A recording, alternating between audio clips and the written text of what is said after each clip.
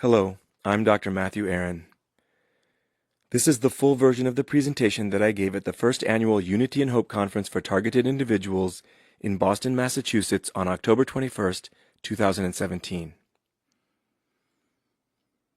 My presentation considers electronic harassment, an atrocious crime which can manifest itself as a within-community form of high-tech terrorism.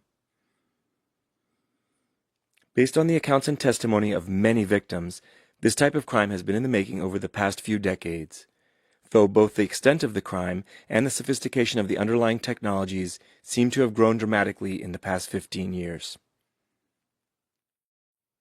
My presentation is organized around 4 topics. First, I'll talk about the possible technologies, criminal actors, and motives that may be behind electronic harassment. Second, I'll give an overview of the reported bioeffects of electronic harassment.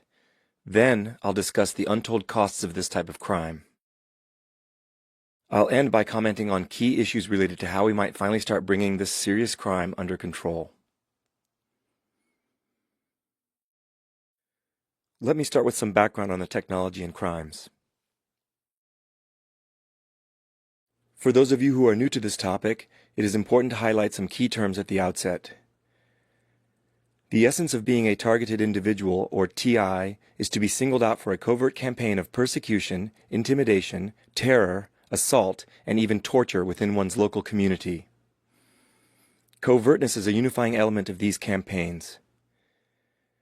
According to many TIs, the terror campaigns are long-lasting and relentless. They even tend to follow victims when they move to new locations to escape their targeting locally. You might ask yourself, how can a relentless campaign of persecution, intimidation, terror, assault, and torture be carried out covertly in modern democratic countries? The answer lies in the criminal methods employed, which are organized stalking and electronic harassment. By design, these crimes are extremely difficult to document, and they are also difficult for bystanders to witness. I put both terms on the list because organized stalking and electronic harassment are sometimes carried out hand in hand by the same harassment networks. Electronic harassment is the focus of this talk. I'll just say briefly that organized stalking involves a distributed effort by a network of criminals to surveil, track, and stalk a target, to make the presence of a large stalking network known to the target but not to bystanders, and to direct repeated acts of intimidation and harassment at the target, causing 1,000 tiny cuts of cumulative harm, figuratively speaking. Electronic harassment involves the use of energy-emitting devices to inflict discomfort and pain, and sometimes severe physiological effects on targeted individuals. Electronic harassment can be carried out by a single perpetrator, acting alone against his or her target. However, like organized stalking, electronic harassment tends to relentlessly follow a victim, so it also seems to be generally carried out by an organized group of perpetrators who conspire to single out and harm their targeted victim. There is a large degree of consensus in the targeted individual community that electronic harassment is facilitated by 2 types of enabling technologies: directed energy weapons and through-the-wall surveillance technology, which I'll illustrate in the next few slides. Directed energy weapons are devices that emit beams or cones of electromagnetic or sonic energy to destroy, disable, or repel targets. For example, the U.S. military has high-energy solid-state lasers in various stages of deployment or development, like the one mounted on this Apache helicopter. The military also has anti-personnel and perimeter defense weapons that emit lower-frequency electromagnetic radiation in the radio wave band. The best-known weapon of this kind is Raytheon's active denial system, which can be mounted on Humvees or AC-130 gunships, for example. Sonic anti-personnel devices like the LRAD have been used for psychological operations and crowd control. As shown in this slide, the use of directed energy weapons has already started expanding from the military arena into the arenas of domestic security and law enforcement. TIs are generally not alleging that the same directed energy weapons shown here are being used to harass and attack them. But, based on the allegations of thousands and thousands of victims of electronic harassment, analogous directed energy technologies have probably been co-opted by criminals acting outside of uniformed military and uniformed law enforcement circles. Recent examples of electronic harassment in the mainstream media are the so-called sonic attacks that were perpetrated against U.S. and Canadian diplomats and their family members in Cuba. Apparently, energy weapons deployed covertly in or around hotel rooms in Havana were used in some of these assaults. Several victims even suffered hearing loss and traumatic brain injuries as a result of the attacks. In this case, it seems as if a large enough cluster of prominent individuals and their families were harmed that these events could not easily be swept under the rug. Many people in the targeted individual community feel that when State Department officials call these events sonic attacks, it is actually a red herring or smokescreen to divert attention away from the more likely source of these assaults, which is microwaves or lower frequency radio waves. Many of the reported experiences and effects of these assaults in Cuba are very similar to what thousands of targeted individuals have reported in the United States, Canada, and many other countries around the world. Microwaves are also radio waves. They're just high-frequency radio waves. So why should we suspect radio frequency energy as the most likely form of energy used in electronic harassment? First of all, many TIs report that painful energy beams seem to easily penetrate the walls of their homes and other solid objects when they are assaulted. Radio frequency energy is known to penetrate many kinds of solid objects quite well, whereas ultrasonic energy has a more limited ability to propagate first through air, then through a solid object, and then through air again. Many TIs also know that radio frequency shielding materials provide some relief from their ongoing electronic harassment. Household and personal electronic devices are often disrupted during the electronic assaults experienced by TIs. Using EMF meters, tri-field meters, and similar devices, some TIs have documented high radio frequency field strengths or power density readings at the precise times that they also experience painful electronic attacks. To my knowledge, no TI has similarly documented ultrasonic recordings during their electronic harassment. Finally, the suites or syndromes of bioeffects that are reported by TIs are remarkably consistent with known bioeffects of radio frequency energy. This is also true of many of the effects reported by the victims of the energy attacks in Cuba. The term through-the-wall surveillance refers to the use of radar-like devices for imaging objects, including humans, through the walls of homes and other buildings. These devices are also increasingly being used in law enforcement and emergency service applications. Individuals with training in electrical engineering can readily build homemade versions of these devices using off-the-shelf electronic components and sources of ordinary wireless signals like Wi-Fi routers. Through-the-wall surveillance technology is probably an important enabling technology for electronic harassment because this technology would allow criminals to precisely locate and target their victims right through the walls of their homes. Similar enabling technologies for locating and tracking victims of organized stalking and electronic harassment include methods for hacking the location and tracking data of mobile phones, hacking into home security cameras, personal communications, and so forth. Conceivably, a stalking network might even use a Pokemon Go-like app to display a target's real-time location to all available members of the local harassment network. Enabling technologies for electronic harassment probably also include devices that can be used as radio frequency directed energy weapons. One possible source of these devices is technology leakage from the military-industrial complex. There are also many openly available technologies that could potentially be adapted into harmful harassment devices and even weapons. For example, commercially available directional microwave link transmitters, electromagnetic pulse generators, Cherenkov generators, microwave signal generators, and radio frequency energy sources used in medical applications.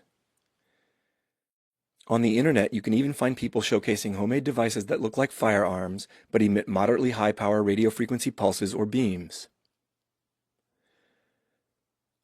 On their website, the group Citizens Against Harmful Technology shows what looks like a homemade radio frequency harassment device with this horn antenna for directing the harassment signal.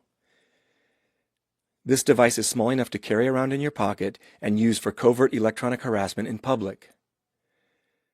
According to the Citizens Against Harmful Technology website, this device was accidentally dropped by a suspected stalker when he confronted his target in the victim's driveway. I want you to take note of the nested ring waveguide at the firing end of this electromagnetic pulse generator. The waveguide is what allows this device to emit a directional, non-spreading beam of electromagnetic radiation. Commercially available radio frequency transmission technology permeates our modern civilization. Following the military's development of radio frequency directed energy weapons, it shouldn't come as a big surprise that sadistic criminals have also tried to find ways to weaponize the silent and invisible RF energy that emanates from some of the more powerful components in this commercially available technology. Today's massive market of microwave generating devices and consumer electronics also makes it possible to build small, homemade microwave harassment devices, which can be concealed in a multitude of sinister ways. During my targeting in Vancouver, Canada, I experienced numerous instances of illegal persecution and felonious assault by large coordinated groups of assailants who seemed to use portable electronic devices to irradiate me in public with painful non-ionizing radiation. I call these attacks prolonged public mob assaults.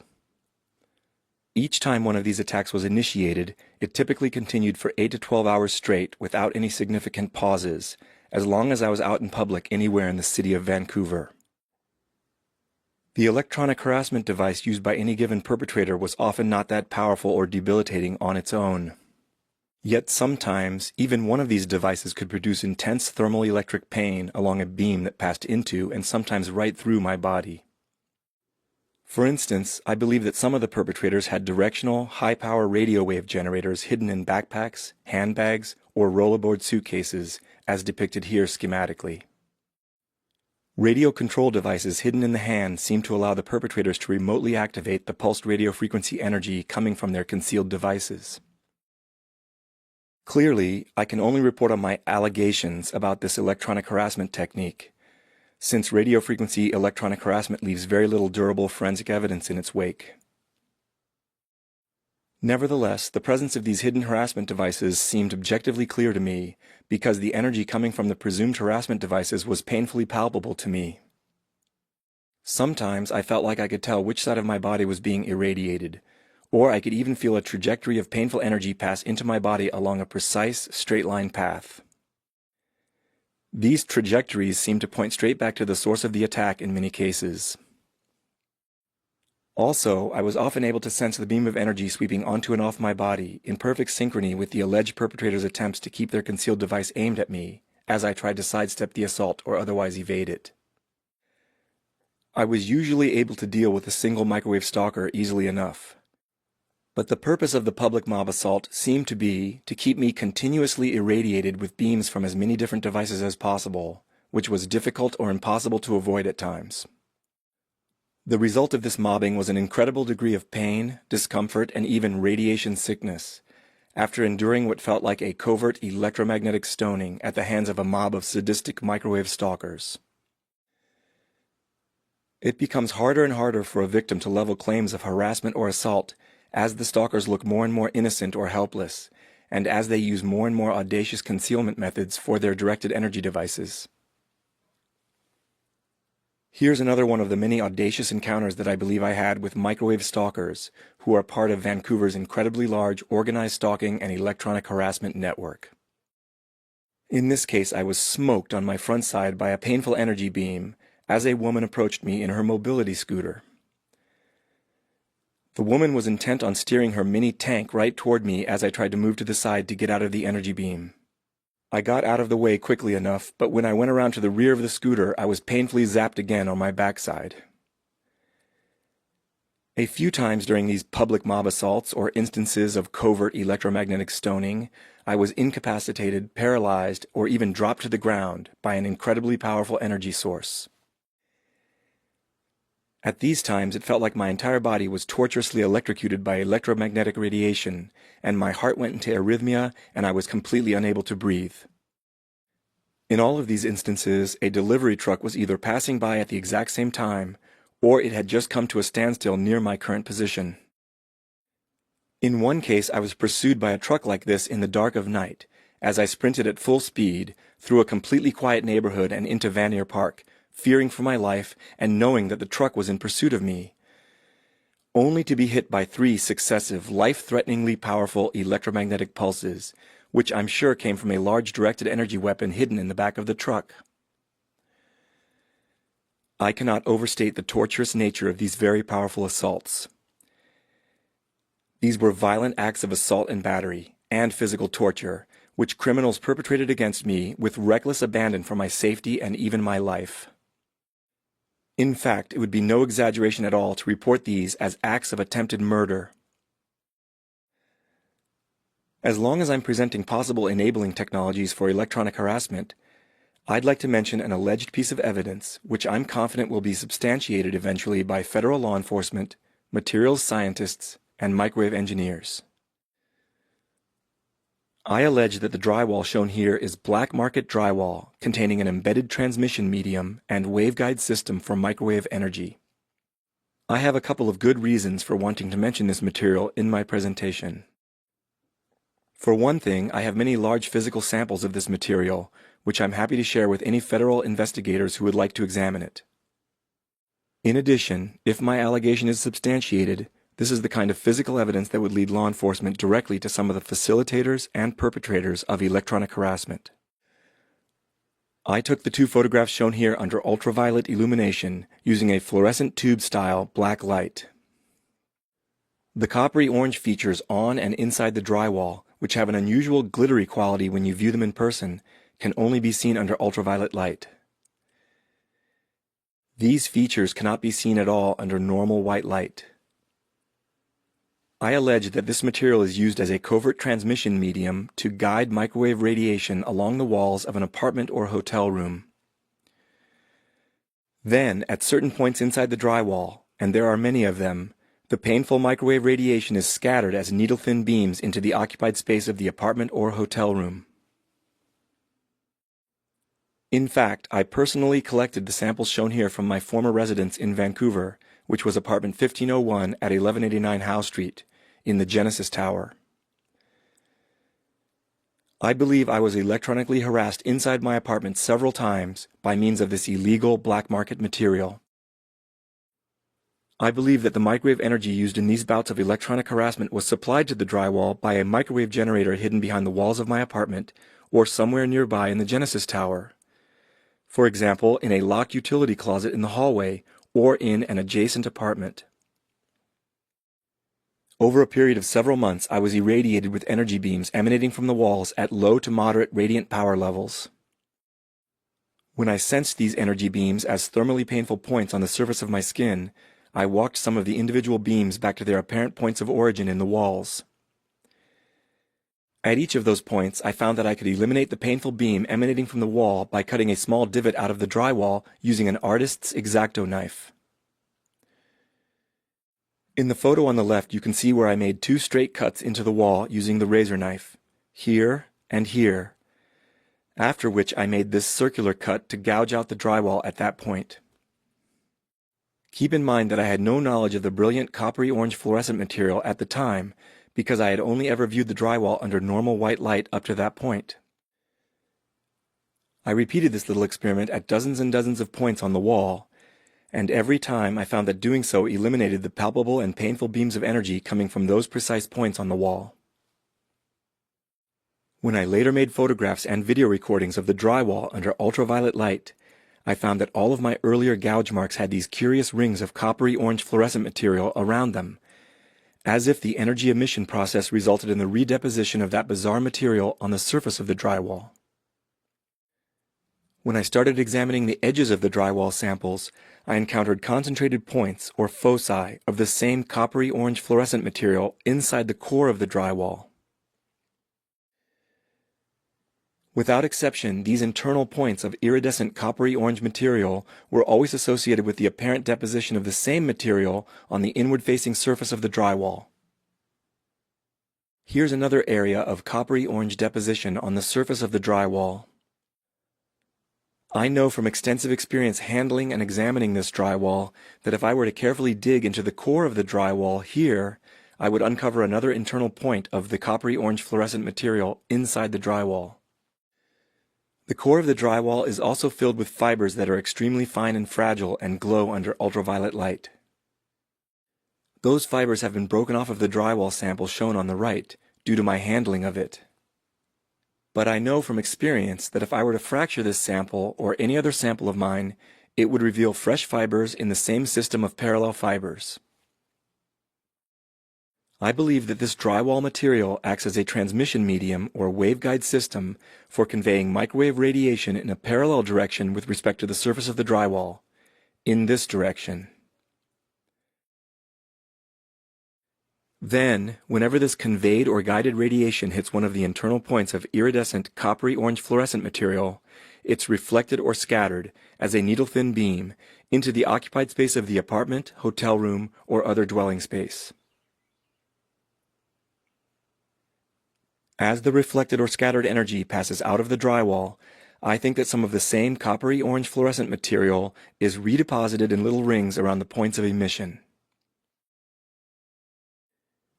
In addition to apartment 1501 at 1189 Howe Street, I also encountered this illegal sinister garbage at two other locations in Vancouver, where I was electronically harassed by beams of energy emanating from the walls. One place was room 2209 of the Coast Plaza Hotel and Suites, located at 1763 Comox Street, where I also collected physical samples of this evidence. The other place was the apartment of my former friend, who lives in Hornby Court Apartments, located at 1330 Hornby Street. This person turned out to be part of the Vancouver harassment network. He works as an interior designer for the condo remodeling company Maison d'Être, which may be how he came to find out about the use of this illegal material for electronic harassment in Vancouver. These additional observations give me the strong impression that this form of electronic harassment is widespread in Vancouver. If I'm correct about this assertion, there may be a trail of key physical evidence in apartments and hotel rooms scattered around Vancouver. This evidence may be very useful to federal investigators and law enforcement once they decide to start giving this atrocious crime the serious attention it deserves. As a warning to anyone who thinks they might be under low-intensity harassment from this illegal building material, I know from personal experience that this transmission medium incorporated into ordinary-looking drywall can handle a tremendous load of microwave energy.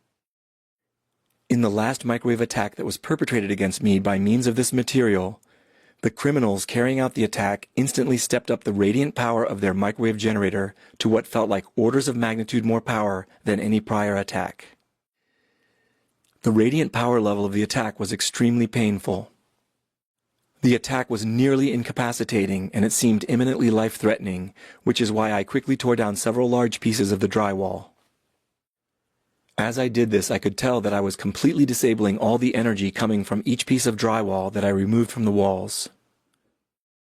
This reasonable act of self-defense allowed me to endure the sadistic criminal assault inside my apartment without fleeing onto the street, where I had been experiencing an escalating pattern of very dangerous directed energy assaults.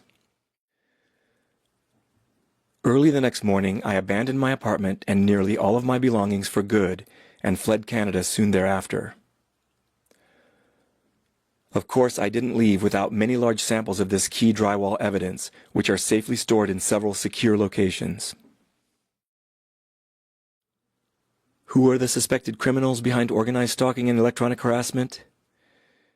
In all of the conversations I've had with targeted individuals, and from all of the online testimonies that I've heard from victims, I discern three basic categories of criminal actors or perpetrators of these crimes.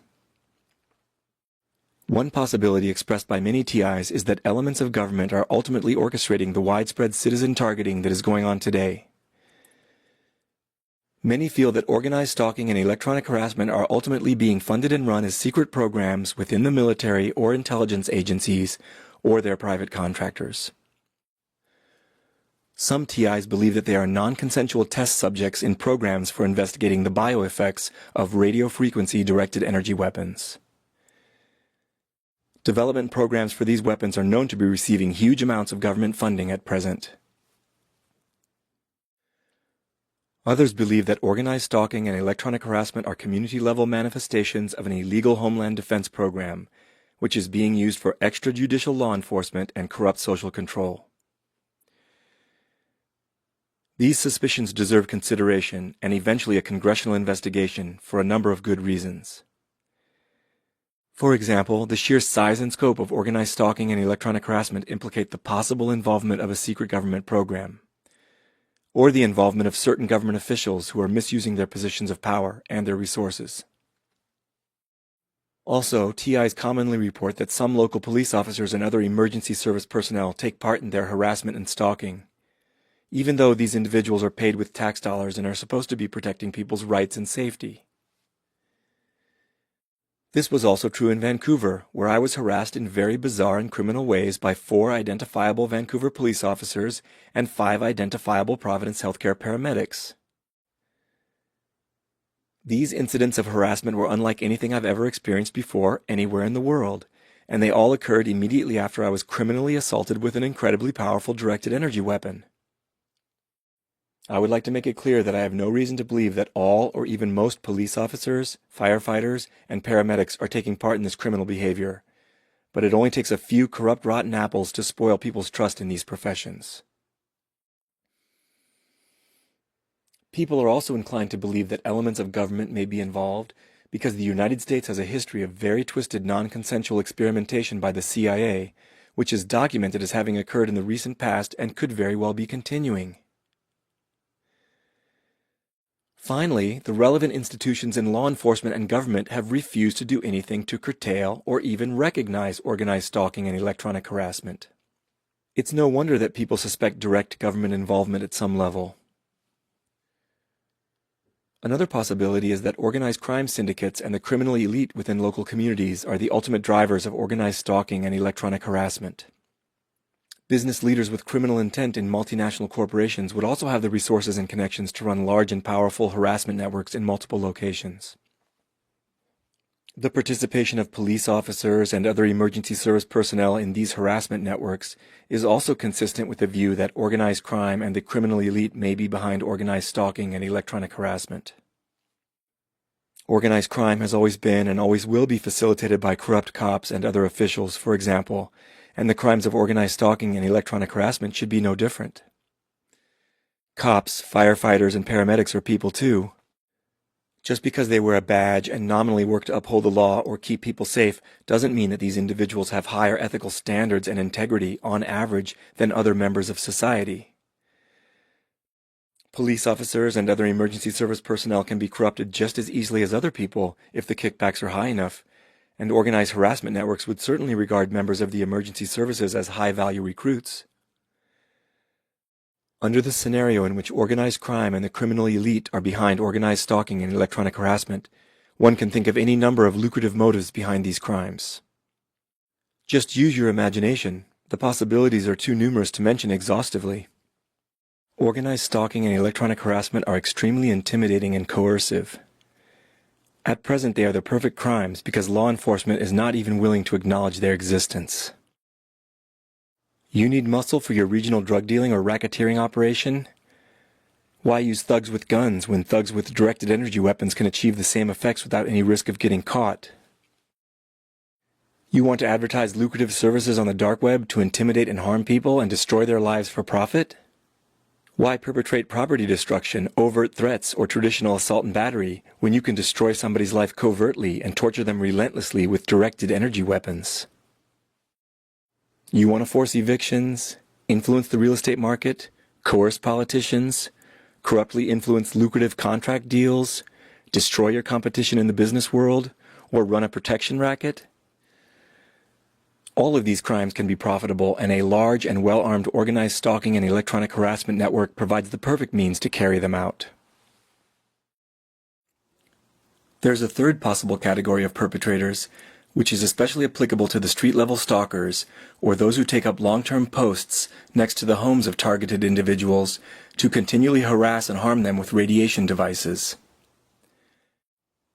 I'm referring to the lower-level members of a harassment network who are easily manipulated into spending their time sadistically tormenting and torturing complete strangers.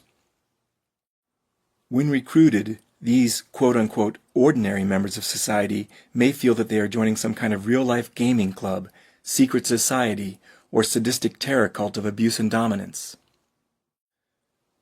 History has shown us, again and again, that ordinary members of society can engage in extraordinary acts of sadism, abuse, and barbarity, especially when they're manipulated by authority figures, or their barbaric acts can be done remotely and anonymously, with essentially no chance of being exposed as the antisocial criminals that they are.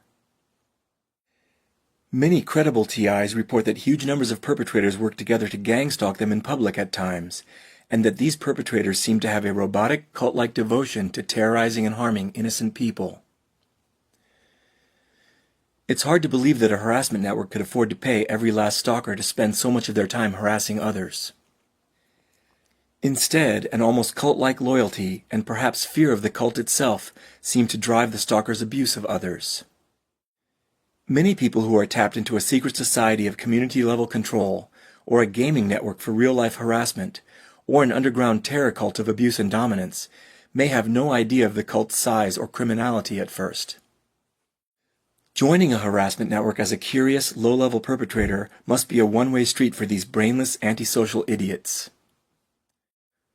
Once anyone realizes the full extent of evil they've become involved in, defection will seem like an impossible feat, because defection would likely result in having one's life destroyed by the full force of the harassment network. These three categories of possible perpetrators are not mutually exclusive. As I see it, all three elements probably contribute to organized stalking and electronic harassment to a greater or lesser extent. Regardless of who's carrying them out, the acts being committed are highly organized, and there's no doubt that the criminal acts are felony violations of serious laws. Accordingly, I believe that it's most accurate and most constructive for activism purposes to view the perpetrators as members of organized crime networks. As with all organized crime, profits must be the ultimate driving force behind organized stalking and electronic harassment, even if many victims are selected at random for sadistic fun, target practice, or just to instill fear in the brainwashed low-level members of the network. When people in government positions participate in or corruptly facilitate these criminal activities, they're abusing their positions of authority for the sake of organized crime. Organized crime is still an apt description of this illegal activity, and organized crime is a better framework for reaching the general public and the non-corrupted officials in law enforcement and government. In my view, organized crime well characterizes the upper levels of a typical harassment network, whereas cult-like loyalty or under-the-table wages are probably the driving motives for those at the lower rungs of a harassment network. Although I emphasize these two elements as most important, elements of government have also earned their place on this diagram. At the very least, the government is guilty of willfully neglecting this very serious problem, when the government is actually supposed to work for the people and protect their safety and rights first and foremost. Given the surge in development of directed energy weapons and through-the-wall imaging systems, there's no excuse for the government not to have foreseen the growth of serious organized crime using these same technologies. Many people at all levels of law enforcement and government know that organized stalking and electronic harassment are in full swing and rapidly growing out of control. Yet, the government continues to ignore the problem and even deny its existence, which is willful neglect of a problem that will inevitably turn into the forefront human rights issue of the 21st century. If you recall the beginning of my talk, I also referred to electronic harassment as a new form of high-tech terrorism. I think terrorism is a valid descriptor of electronic harassment, much like terrorism is an apt description of the activities of the Ku Klux Klan.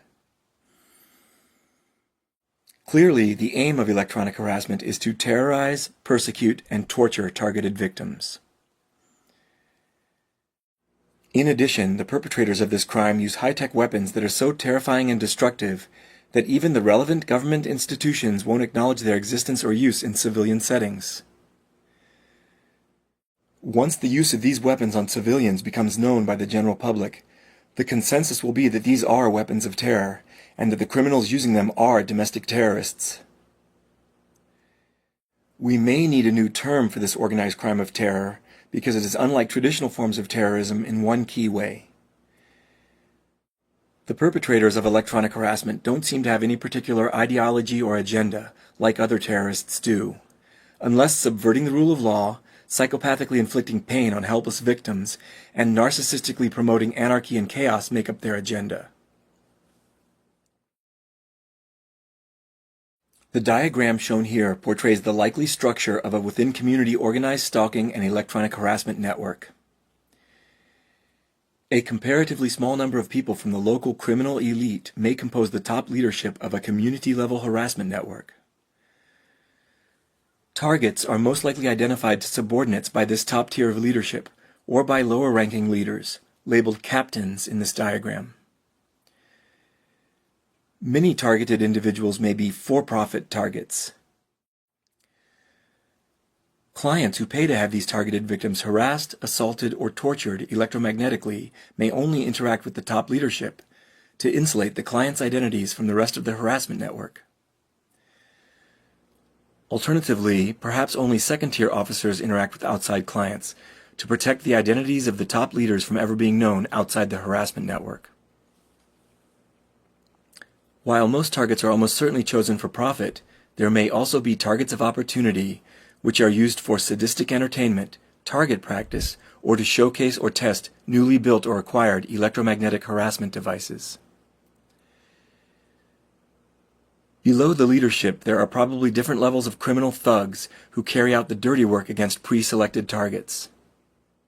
Only trusted, high-ranking stalkers may be allowed to deploy the most high-tech or powerful directed energy weapons against targets. This may include any classified weapons leaked from the military-industrial complex, and any through-wall radar devices borrowed or stolen from police or fire departments. Lower-level stalkers may be allowed to use cruder, homemade devices for mob attacks on victims in public, because these devices are less likely to be recognized as weapons or criminal harassment devices, even if they are discovered and confiscated by non-corrupted police officers. At the very bottom of these organizations are the surveillance role players, street theater actors, street-level informants, and unarmed gang stalkers. One level above them are the handlers. These individuals manage the street-level informants and gang stalkers. They probably also orchestrate and monitor organized stalking activities, psychological operations, and the intimidating street theater that is performed around unfortunate victims on the target list. Handlers may be responsible for keeping tabs on targets' whereabouts, their states of mind, and their reactions to the organized stalking and electronic harassment. Handlers may also be responsible for reporting this information to the organization's leadership. Given the seriousness and scope of these crimes, the harassment network is probably highly compartmentalized, both across hierarchical levels and even within the lower levels. Any criminal associate within the organization may only know a fraction of criminals at their same level, and they may only ever interact with one or a few individuals at the level immediately above them. The benefits of this compartmentalization are obvious. It would keep associates at the bottom levels from knowing the full extent of what they're involved in. It would also make it harder for whistleblowers, defectors, or undercover law enforcement agents to know about the leadership, their racketeering activities, or the size of the syndicate's directed energy weapon arsenal. Corrupt first responders who aid and abet the organized crime group and receive kickbacks for doing so may be linked to the criminal organization at any of the different levels. In general, however, they may be affiliated with lower levels of the organized crime group to keep corrupt law enforcement in the dark about the extensive crimes they're facilitating, and to insulate the identities of the group's leaders from anyone in the local police force, whether corrupt or not. This slide schematically illustrates the spread of within-community and regional harassment networks over the past few decades, as well as the current extent of this problem across North America. A similar picture has emerged in all other modern democratic countries. I acknowledge that this diagram is conceptual. While the diagram is not based on actual survey data, the situation portrayed here is derived from the testimonies of many credible victims regarding the geographical extent of organized stalking and electronic harassment. Over the past 15 years, community and regional harassment networks of different sizes and areas of geographic coverage seem to have sprung up all over North America. Disturbingly, many TIs report that when they travel from one location to another, Sometimes across large distances or even internationally, the harassment continues at their new location after only a slight delay or no delay at all. These dotted red lines don't necessarily indicate that the victims were actively followed by their local stalkers to the target's destinations, though there are reports of that happening. Instead, the lines are mainly meant to represent accounts in which targets described moving to new locations and immediately or quickly being harassed and electromagnetically assaulted by criminals who were already in place at the new locations. These reports make it seem like some TIs are on a kind of target list that's shared among community-level harassment networks in different regions or countries. In other words, many of the community-level crime groups that target people with organized stalking and energy weapon attacks appear to be linked or networked into regional or transnational crime organizations. At the same time, many of the local harassment networks may be single community organized crime groups which work in isolation from other harassment networks. There may also be community harassment groups that are only networked into regional crime syndicates of intermediate size. Because this problem has been neglected and even denied by authorities for so long, the criminal harassment groups have had free rein to operate with impunity, to refine their criminal methods, and to network broadly with one another. This regional and international networking could have been facilitated by a number of factors. These factors include the following: the possible involvement of transnational corporations or international crime syndicates that predate electronic harassment, the use of shared criminal marketplaces for energy weapons, and the transmission of a shared criminal culture on dark web channels, possibly even on dark internet forums dedicated to organized stalking.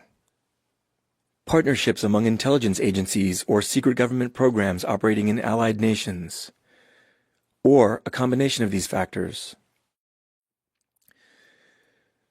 One thing is clear: the world now has a massive socio-criminal problem on its hands. That problem is the interconnected crime of organized stalking and electronic harassment. At this point, I'd like to discuss the bioeffects of radiofrequency harassment devices and directed energy weapons.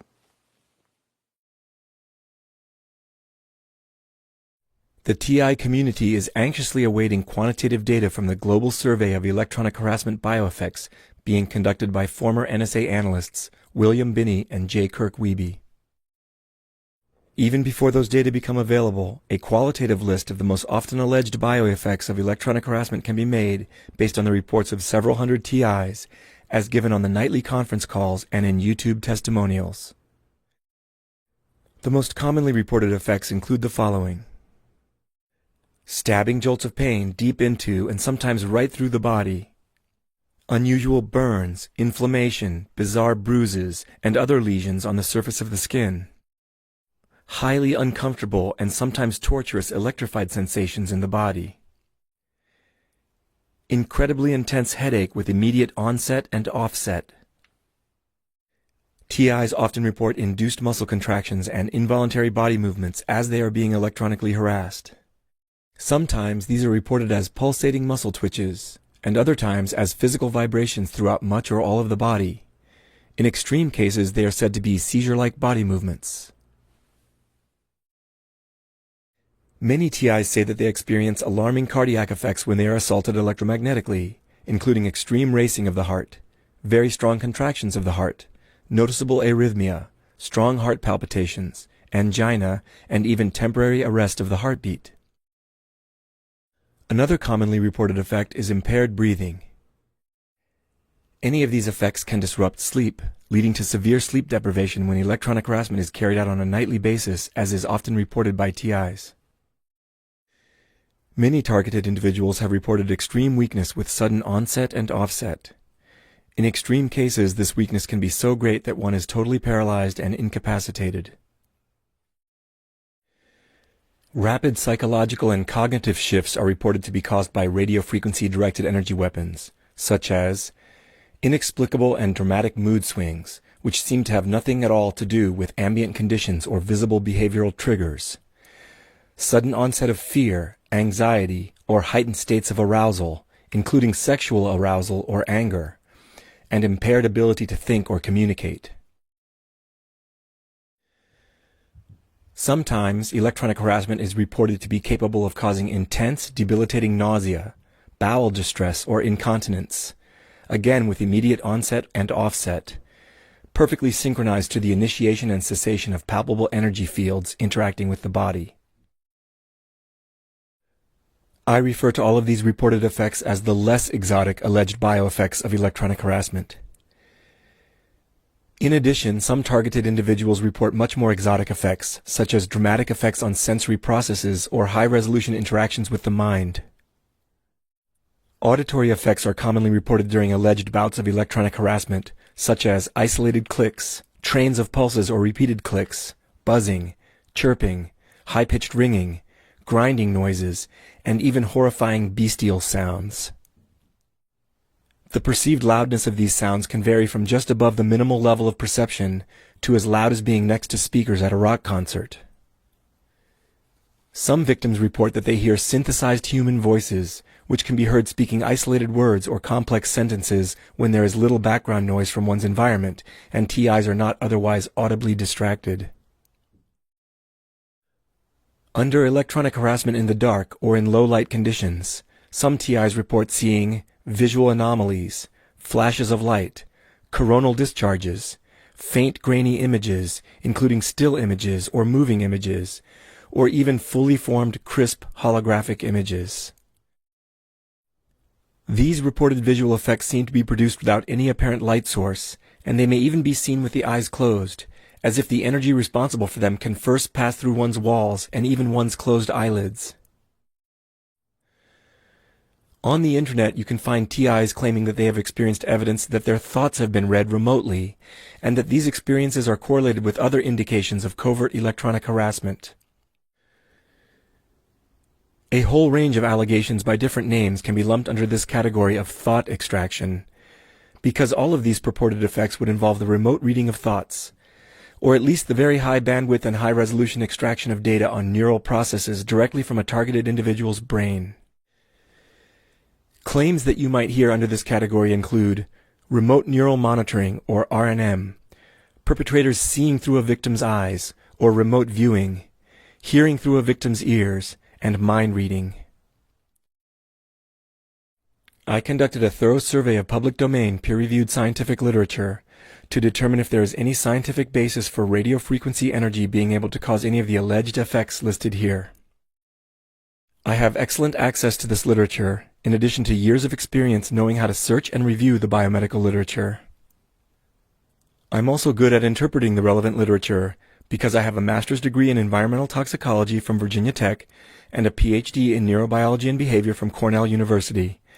And I have done published research in sensory systems, signal analysis, organismal biology, toxicology, and genetics. I'll start with the less exotic effects of radio frequency harassment devices and directed energy weapons.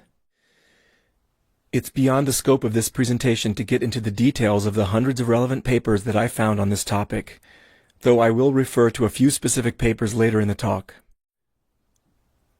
I'll summarize the results of my review by telling you that there's at least some suggestive support in the biomedical literature that every one of these non-exotic effects can be produced by directed radio frequency energy of sufficiently high power. The literature provides way more than just a little bit of support that some of these alleged bioeffects are possible effects of radio frequency directed energy weapons. Many of the non-exotic effects listed here are so-called non-thermal effects of radio frequency electromagnetic radiation. Many non-thermal effects depend on pulsing or other modulations of the radio waves at biologically relevant frequencies between 1 and 10,000 Hertz.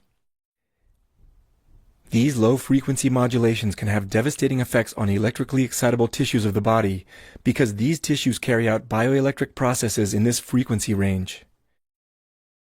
Before considering the alleged exotic effects of electronic harassment, which I'll do later in the presentation, I want to talk a little bit more about some of the non-exotic effects of weaponized energy in the radio wave band, which includes millimeter waves, microwaves, and lower frequency radio waves.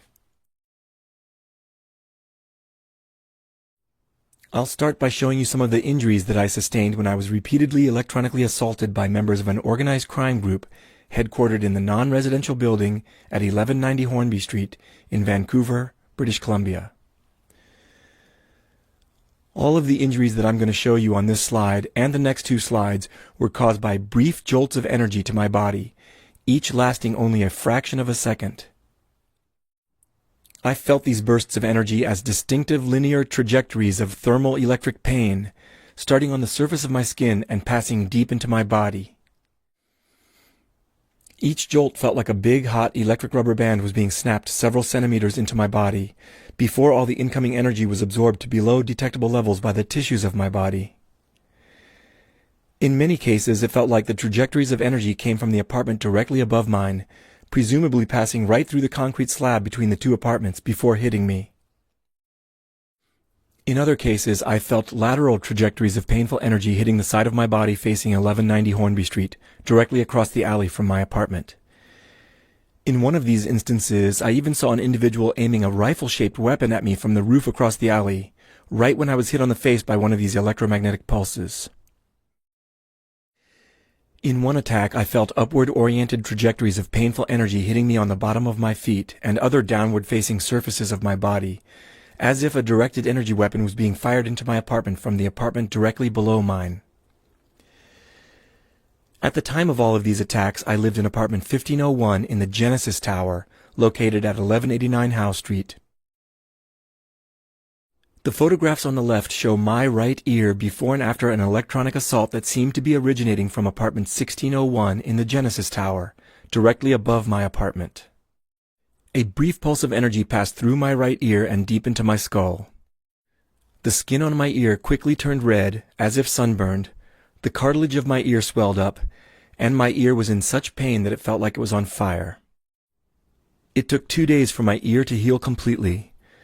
During much of that time, there was a deep, dull pain in that part of my skull. I took the photo on the right shortly after a rapid barrage of pulses was fired at me, apparently also from apartment 1601 at 1189 Howe Street in Vancouver, British Columbia. I was hit by dozens of painful electromagnetic pulses all over my head, neck, shoulders, and upper torso, though you can only see the injuries to my neck in this photo. Each distinct patch of inflammation was caused by a single pulse of energy to my neck. At least 6 distinct radiation burn patches are visible in this photograph.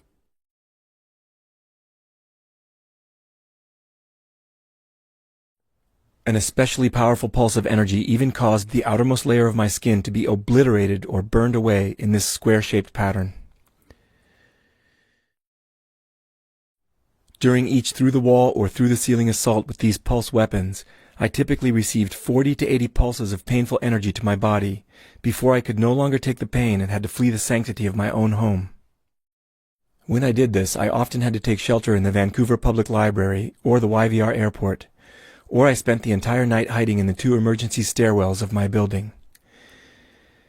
Without exception, each pulse from this class of weapons left a visible lesion on the surface of my body, and there was always residual pain, and presumably trauma, deep within my body. The pain and lesions lasted up to 2 to 3 days before they went away.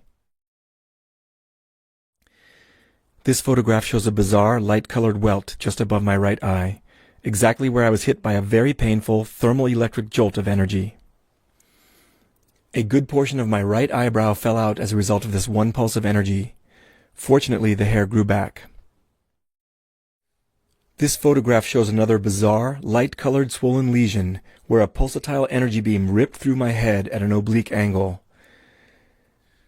I took all 3 of these photos as I was hiding from my attackers for several hours in the stacks and washrooms of the Vancouver Public Library.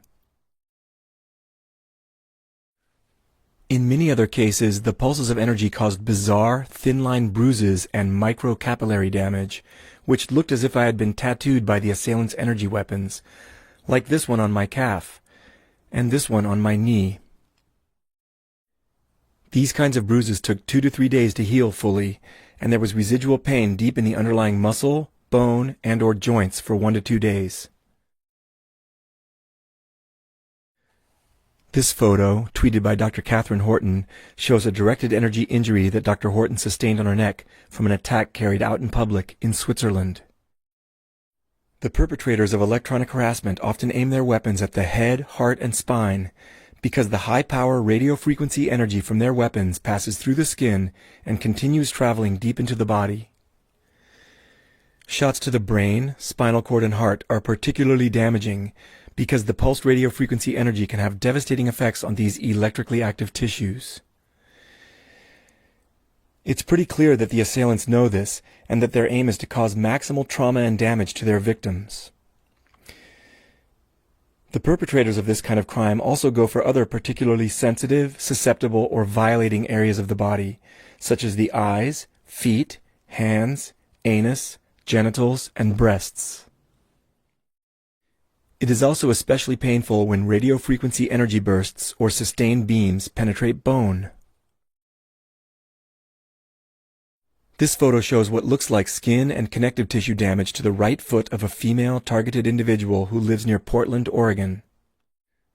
This person reports chronic and very painful selective targeting of her right foot, which is typically more exposed than her left foot, given her habitual sleeping position. Note how much better her left foot looks, which the victim reports as being seldom hit by electrically painful and thermally warming beams or fields of energy, unlike the right foot. I cannot overstate how widespread and horrific this high-tech form of crime has become. The photo on the left shows a second-degree burn that Patrick received to the area around his collarbone while sleeping as a result of his being targeted on an ongoing basis in North Carolina. Patrick reported that all of a sudden it felt like he was hit by a searing, thermally painful beam from some kind of active denial system-like weapon. The middle photo shows a horrifying radiation burn on Melissa's back, which she received from an energy weapon attack in Oklahoma.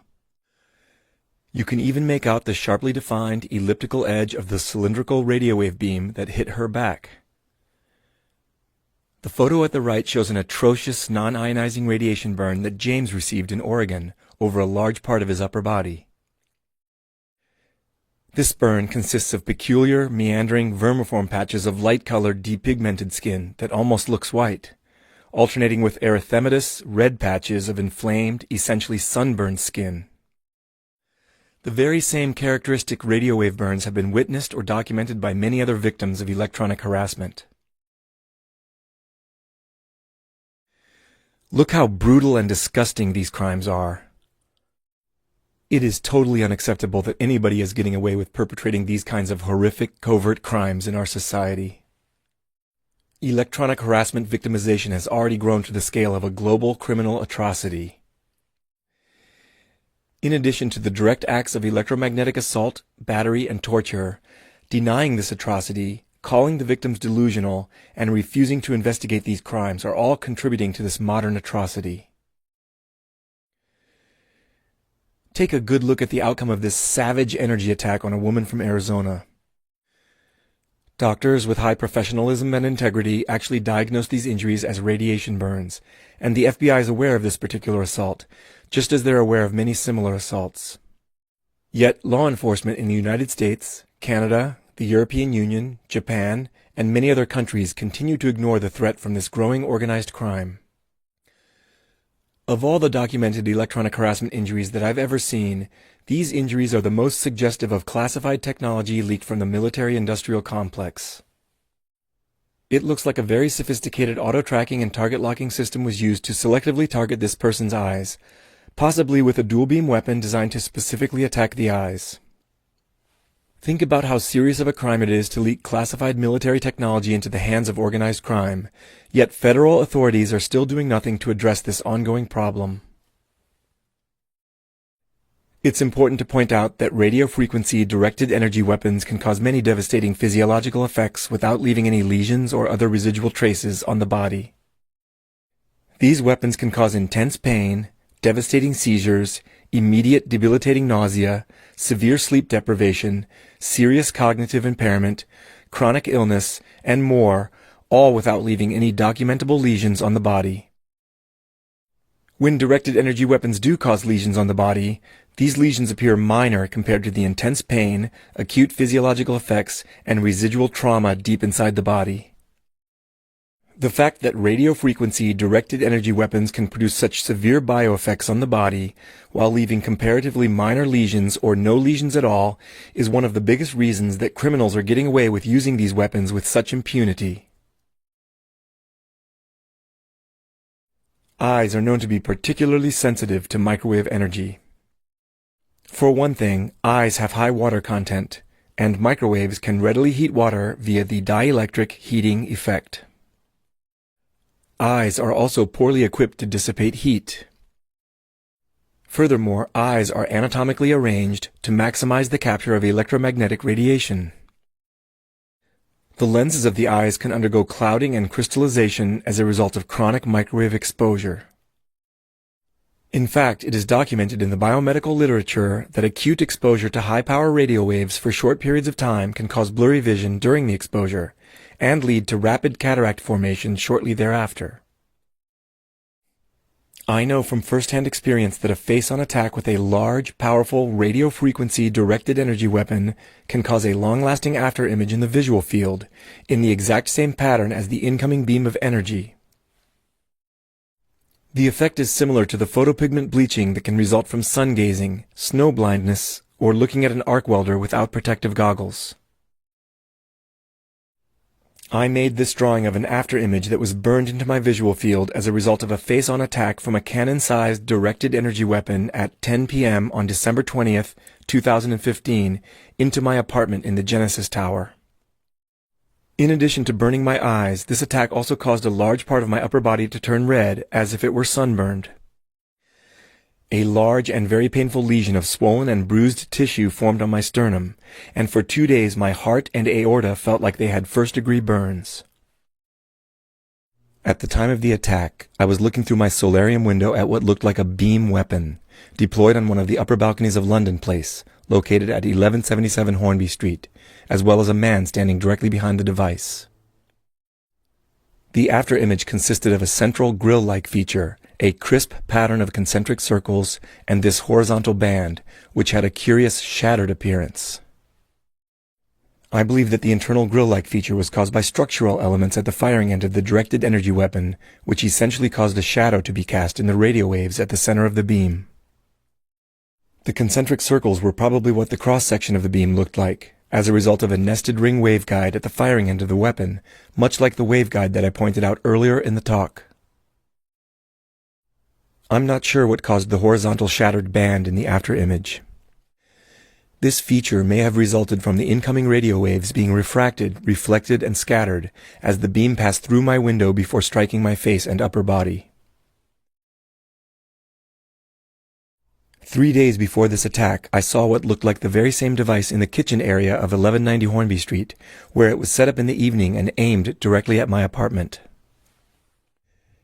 Even though it was after hours and 1190 Hornby Street is a non-residential building, a large number of people kept coming into the kitchen area, gathering behind the device for a long time, and focusing their attention on me as I sat in my solarium.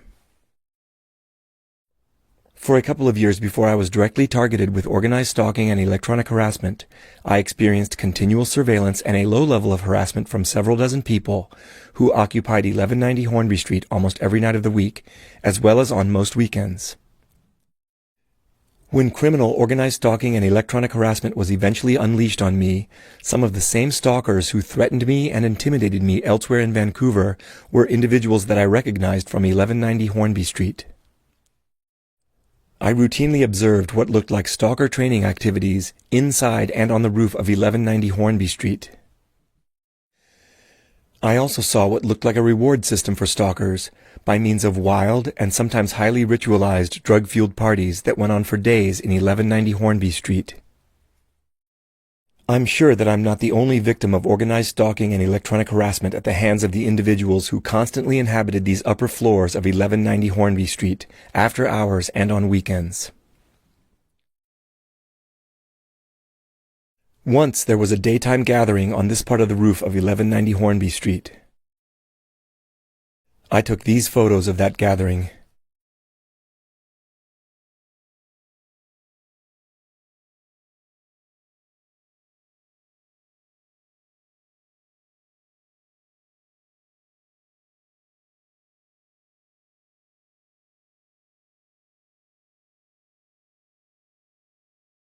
I recognize several individuals in these photos who directly participated in harassing me on the streets of Vancouver and from other high-rise buildings in downtown Vancouver.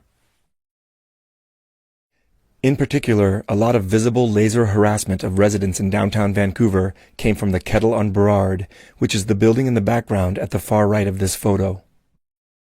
The Kettle provides free housing for disadvantaged young adults, many of whom maintain active drug habits, even as they benefit from this free housing. I have good evidence that the harassment network headquartered in 1190 Hornby Street actively recruits drug-addicted young adults living in the Kettle on Burrard to serve as their gang-stalking thugs. I also saw some of the individuals in this photo carrying out illegal voyeurism, surveillance, visual harassment, and intimidation of other residents in downtown Vancouver. At times, I witnessed them aiming what looked like directed energy weapons at my apartment and other apartments in downtown Vancouver. I believe that many of these individuals are part of the leadership of a much larger criminal harassment network in Vancouver, essentially an organized crime syndicate / domestic terror group. These are extremely violent, sadistic, low-life criminals. They carry out or orchestrate a clean, remote type of violence by means of electronic assaults. Nevertheless, what they're engaged in is sadistic antisocial behavior involving terror campaigns, criminal physical assaults, and the electromagnetic torture of complete strangers, no doubt for profit. In a couple of ways, these highly disturbed criminals divorce themselves from the true horror of what they perpetrate against ordinary good people. Either they're true psychopaths with no remorse whatsoever for their sadistic acts, or their use of directed energy weapons allows them to both physically and psychologically distance themselves from the horrific consequences of their crimes. Though electronic harassment is very remote and clean from the perpetrator's standpoint, it's violent criminal behavior nonetheless, which violates many serious laws that are already in effect. The criminal sociopaths shown here are only a small part of a much larger crime group operating in and around Vancouver, though I'm confident that individuals shown here are close to the upper echelons of that crime group. This organized crime syndicate is very real, so it warrants being named. A good working name is the Vancouver Microwave Terror Organization, or VMTO. The kitchen area of 1190 Hornby Street, where I first saw the cannon-sized device being aimed at my apartment, is located a few meters over here. In this aerial photograph, the kitchen area that I'm referring to is right here. My apartment, located here, was directly across the alley, at the same elevation as the kitchen area and outdoor patio, which I showed you in the previous photograph. I kept a journal of notes throughout the terror campaign of electromagnetic assaults perpetrated against me by the Vancouver Microwave Terror Group. When I first saw what looked like a cannon-sized beam weapon being aimed at me from the kitchen area of 1190 Hornby Street, I called it the vortex gun in my notes. I later realized that this device resembled a directional high-power microwave generator, or HPM generator for short. The very next morning after I first saw the HPM generator being aimed at my apartment, I noticed that it had been removed from the kitchen area of 1190 Hornby Street. Several hours later, a device that looked identical to that HPM generator was deployed on one of the upper balconies of London Place, approximately here. While it was on that balcony, the device was mostly, but not always, covered with a tarp. Using a pair of binoculars, I still got several good looks at the device, so I could tell that it appeared to be the exact same high-power microwave generator that was aimed at me from the kitchen area of 1190 Hornby Street. I could also tell that the cannon-like device was once again aimed at my apartment. 2 days after I first noticed the HPM device on the balcony of 1177 Hornby Street, I was brutally attacked twice with high-power beams of energy while I was in the solarium of my apartment. One attack happened at 6 a.m. while I was seated at my desk looking at my computer. The other attack happened the same day at 10 p.m. while I was looking directly at the HPM generator, or vortex gun as I called it, and the man standing behind it, on the balcony of London Place.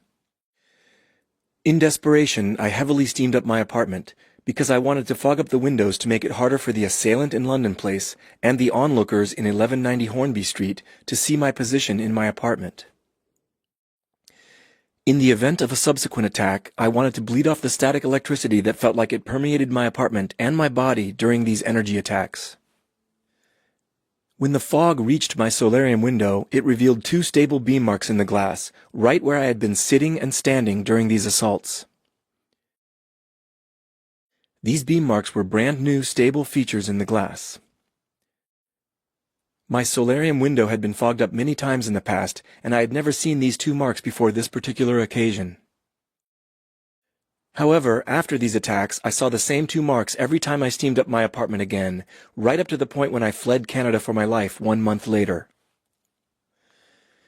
I believe it's quite possible that the 2 beam marks were permanently flash burned and frozen into the glass as a result of these electromagnetic attacks. In fact, this forensic evidence may still be present in the solarium window of apartment 1501 at 1189 Howe Street.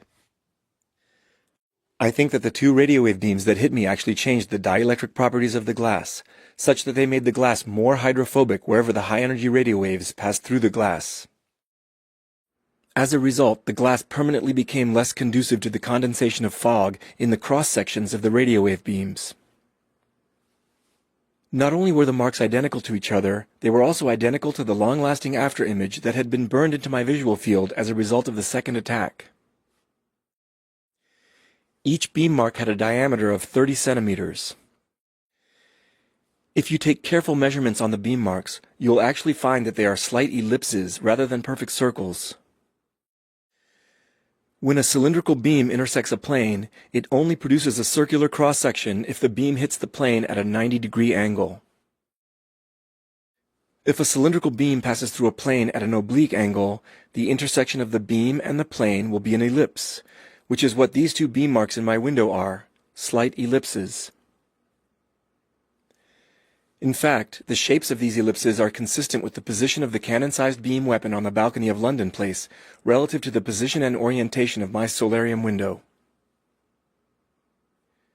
Furthermore, the beam marks bear a striking resemblance to a concentric ring resonator waveguide, much like this example from Figure 1 of patent number US 6573813B1. This waveguide and similar split-ring resonator waveguides are well suited to directing millimeter waves, microwaves, and other frequencies of radio waves into cylindrical beams of weaponized electromagnetic radiation. In short, it seems that these long-lasting marks, visualizable in the pattern of fog condensation on glass, are smoking gun forensic traces of directed energy assaults through glass. At the same time, it seems very likely that not all directed energy assaults are expected to leave crisp, round beam cross-sections in glass, like the ones I photographed in Vancouver. Special conditions may be required for that to happen, such as rigidly fixed aim, rather than strafing, a minimum surface power density, and perhaps even specific microwave or radio wave frequency compositions. I already summarized many of the less exotic effects of electronic harassment commonly reported by TIs.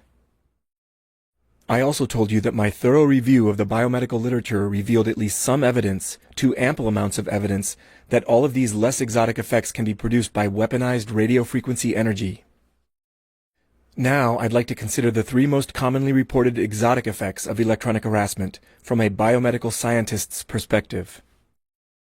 First, let me consider auditory effects, which are reported in some form or another by the majority of electronic harassment victims during assaults, including the diplomats in Cuba.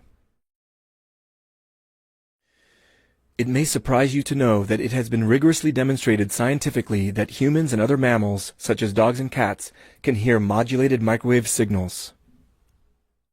In fact, aside from the dielectric heating effect, which we are all familiar with from the operation of our microwave ovens, the microwave auditory effect is the most widely accepted biological effect of microwave radiation. There is a large scientific literature on the microwave auditory effect. The papers listed here represent only a small sampling of that literature. I want to point out this 2018 paper by Professor James C. Lin, published in the IEEE Microwave Magazine and titled, Strange Reports of Weaponized Sound in Cuba.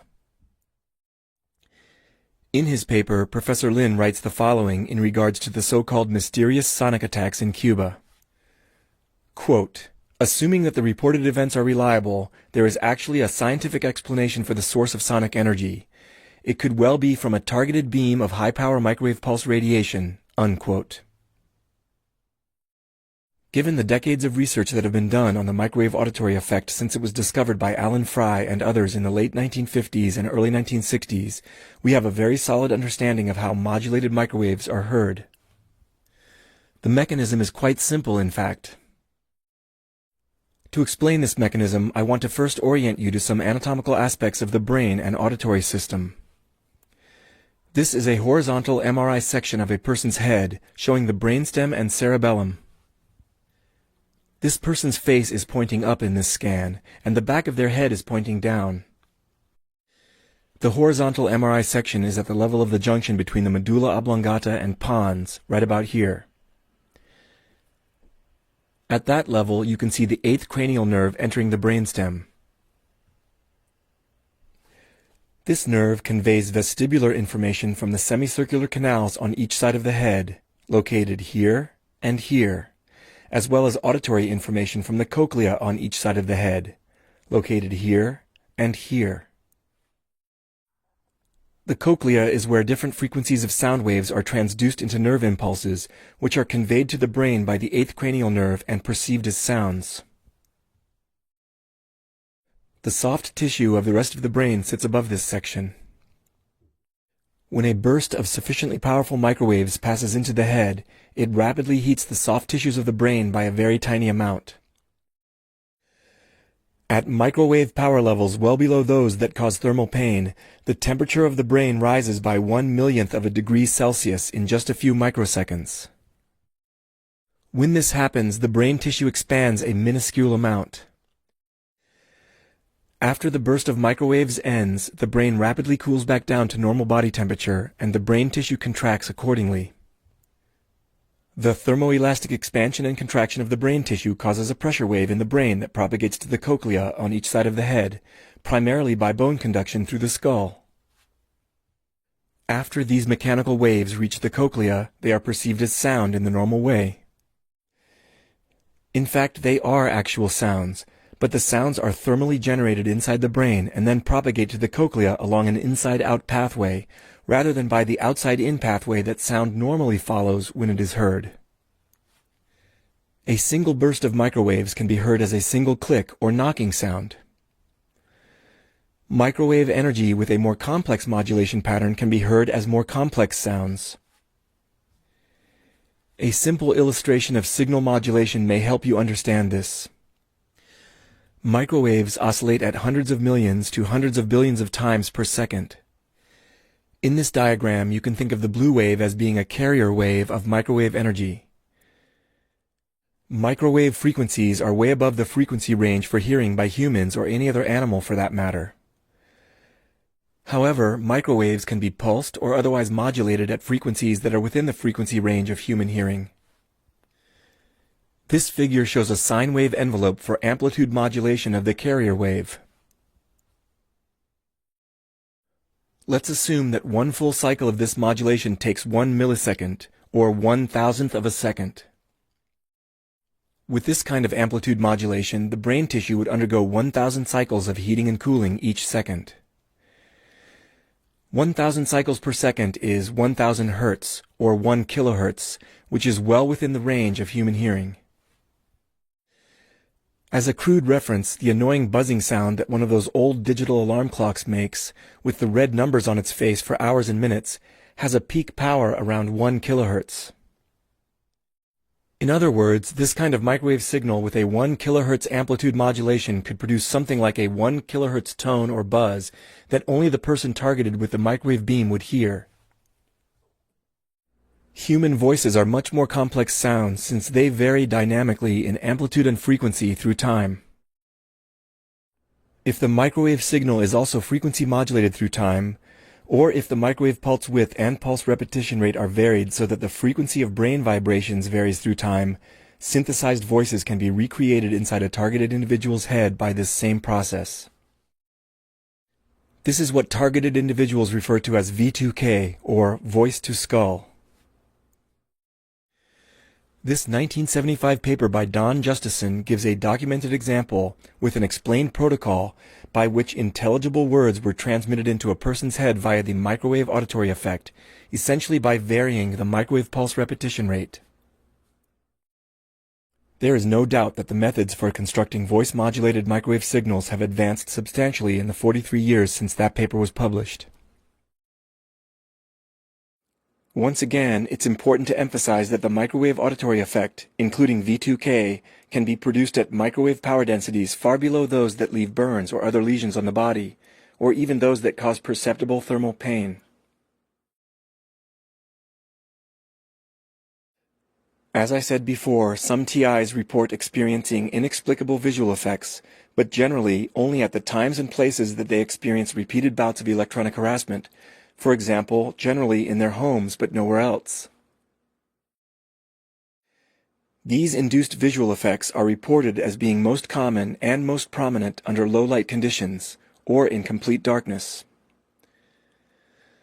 The visual effects may even be perceived with the eyes closed, as if the energy responsible for them can pass right through one's closed eyelids in addition to one's walls. Reported visual harassment of this kind includes faint flashes of light, slowly swirling greenish coronal discharges which look like small versions of the aurora borealis, and balls of faint red light that seem to slowly advance toward or recede from the targeted person.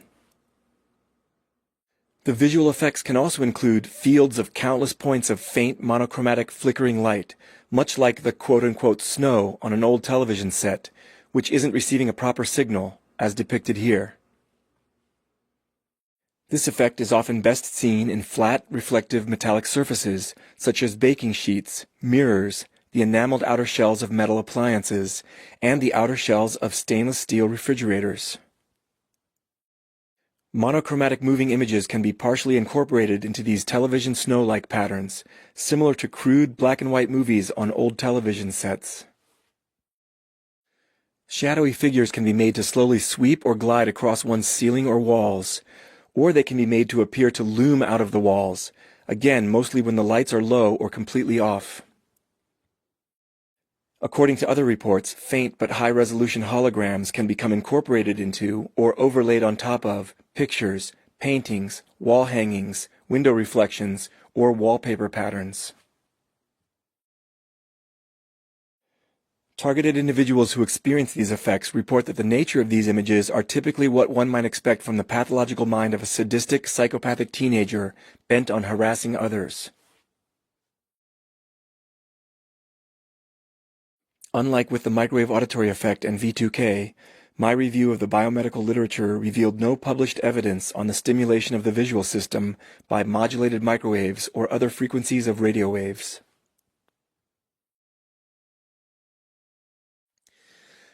However, it did reveal information supporting a tentative hypothesis for photoreceptor stimulation by modulated radio frequency signals, which is plausible from a neuroscientific standpoint. There is scientific evidence that radio frequency energy can affect voltage-gated calcium channels.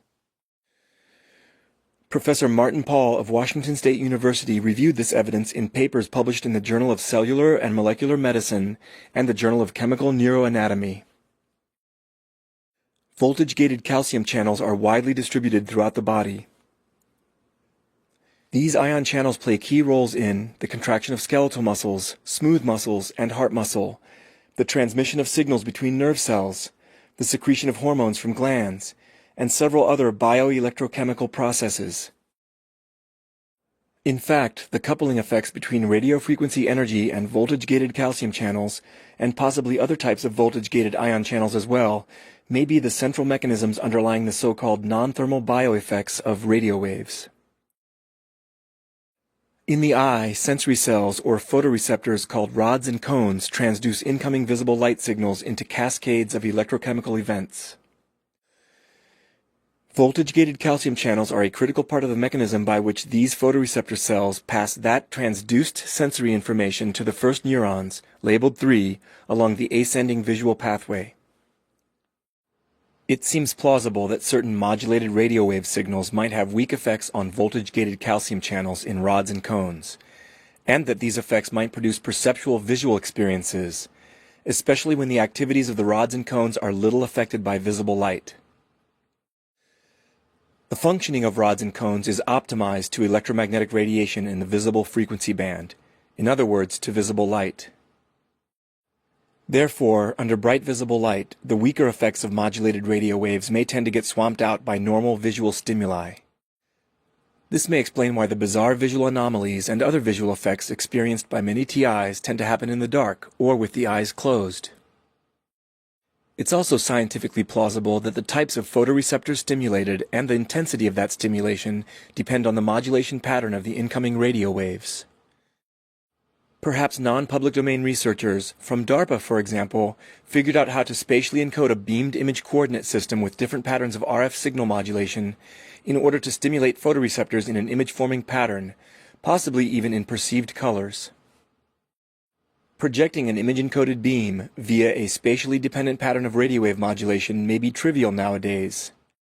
For example, imagine that the image shown here is being beamed onto a screen by a PowerPoint projector or similar projection system.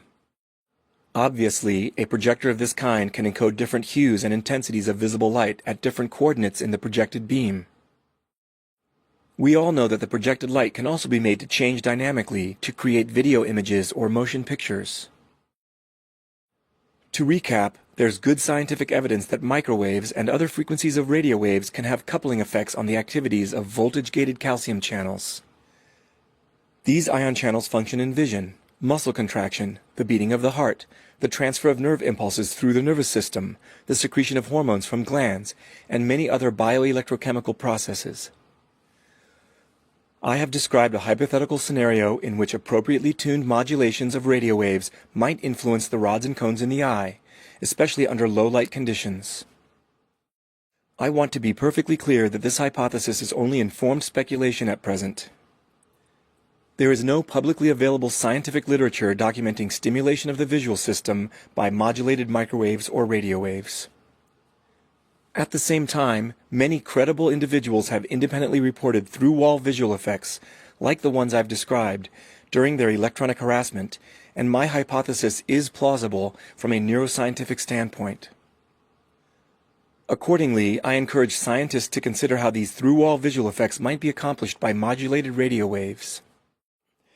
If these effects are in fact proven, then certain radio frequency devices may very well be capable of visual forms of extremely invasive psychological harassment, terror campaigns, and even psychological torture, especially with unsuspecting victims. Constantly beaming images through the walls of a target's home, and even through their closed eyelids, could allow for subliminal suggestion and even dream manipulation in ways that ordinary people would find very difficult to escape, even in what should be the sanctity of their own homes. Before moving on to the costs of electronic harassment, I'd like to say a few words about claims that electronic harassment is capable of thought extraction, including remote neural monitoring, seeing through a target's eyes, hearing through a target's ears, or reading one's mind. If you search the internet, you may even encounter an allegation from a self-proclaimed insider who claimed to have worked for a security company involved in contract stalking and electronic harassment that he once encountered a bank of monitors with live video feeds directly from the eyes of several targeted individuals. I have to say that there's no scientific basis or even plausible scientific hypothesis for the remote monitoring of one's thoughts or the remote extraction of high-resolution perceptual information directly from targeted individuals' auditory and visual systems. An article by retired Lieutenant Colonel Timothy Thomas, titled "The Mind Has No Firewall," helped spread the view that psychotronic weapons are capable of reading targeted individuals' minds. This article was published in 1998 in Parameters, a quarterly academic journal published by the United States Army War College. The title of this article was influential in promoting the notion that remote mind reading is possible by means of high-tech electromagnetic devices. The text of this article focuses mostly on the vulnerability of the body's electrochemical systems, mainly the muscles, senses, and nervous system, to being influenced or disrupted by energy weapons. The article briefly mentions research that was being done in Russia on psychotronic weapons, purportedly capable of remotely extracting information from a person's brain. But the main focus of the article is on the potentially disruptive effects of energy inputs into the nervous systems of targeted individuals. Many of these deleterious input effects are well substantiated. They are the very same effects that thousands upon thousands of targeted individuals are now experiencing at the hands of electronic harassment networks and, as the paper calls them, psycho-terrorists. Unfortunately, the bold declaration in the title of the paper implies that the mind has no firewall with regard to both remote inputs into the mind and remote outputs or downloads from the mind. This is a gross overstatement of what is possible. While it's true that the mind has no firewall against many debilitating effects and even some mentally influencing effects of directed energy weapons, there are severe biological and physical constraints on the remote extraction of information from the mind. In other words, a much fairer, though much less catchy title would be, "The unshielded mind has no firewall against certain unwanted intrusions from energy weapons, but severe constraints act as an intrinsic firewall against the remote extraction of mental processes." Let me explain what I mean by this more accurate, qualified title. Put simply, there are severe physical and biological limitations to the remote sensing of mental processes. What do I mean by this? We all know that information on brain structure can be obtained non-invasively from living subjects using imaging technologies situated outside the head, such as computed tomography or CT scanners, and magnetic resonance imaging or MRI machines. Information on brain function can also be gathered using sensors positioned outside the head, as in the case of functional MRI, or fMRI, and electroencephalography, or EEG. fMRI measures brain activity by measuring changes in blood flow across a three-dimensional map of brain voxels. The resulting data looks something like this. This pattern of frontal cortex activation was obtained when subjects were simultaneously shown words describing emotions and photos of people with facial expressions that were incongruent with those words. EEG records voltage fluctuations at many different points around the skull, each of which represents the summed external potentials of a huge number of nearby neurons. The resulting data look like this. This EEG trace is dominated by sinusoidal-like waves with frequencies around 11 Hz, in other words alpha waves, which are most prominent in the occipital lobes. This pattern of electrical activity in the brain normally arises during wakeful relaxation with the eyes closed. Clearly, patterns of brain activity at certain levels of resolution can be detected using sensors positioned outside the brain. I don't dispute this. There is also technology in use that can detect electric biosignals in the brain, muscles, nerves, and eyes that indicate active perception, volitional effort, and so forth. These biosignals form the basis of very impressive human-machine interface technologies. I don't dispute these capabilities. However, the ability to record patterns of brain, nerve, and muscle activity drops off rapidly with increasing distance between the sensing equipment and the brain being functionally imaged or recorded. Even when imaging and recording the brain under optimal conditions, like those shown here, the resulting data don't come close to capturing our high-resolution thoughts and perceptions. Put simply, the data shown here are not thoughts. They're just crude representations of brain activity patterns.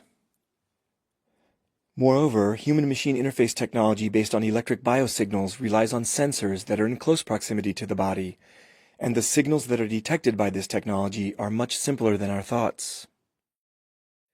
Neuroscience is barely scratching the surface on understanding human thoughts. Modern neuroscience doesn't even have a working theory of the mind.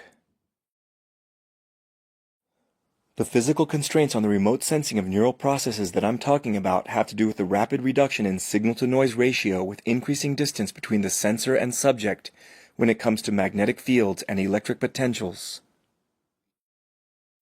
In addition, biological constraints on the remote sensing of neural processes arise from the extraordinary complexity of the brain, with its 86 billion neurons or so, and the fact that they are connected into an irregular three-dimensional network.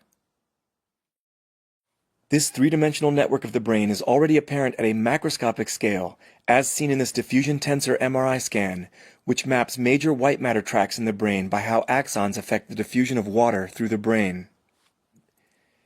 In this image, red is used to code connections running left to right or right to left. Green indicates front to back or back to front connections, and blue indicates connections running up and down. There are reports in the media suggesting that, by means of this same imaging technique, doctors found evidence of white matter damage in the brains of the diplomats who were victims of the mysterious energy attacks in Cuba.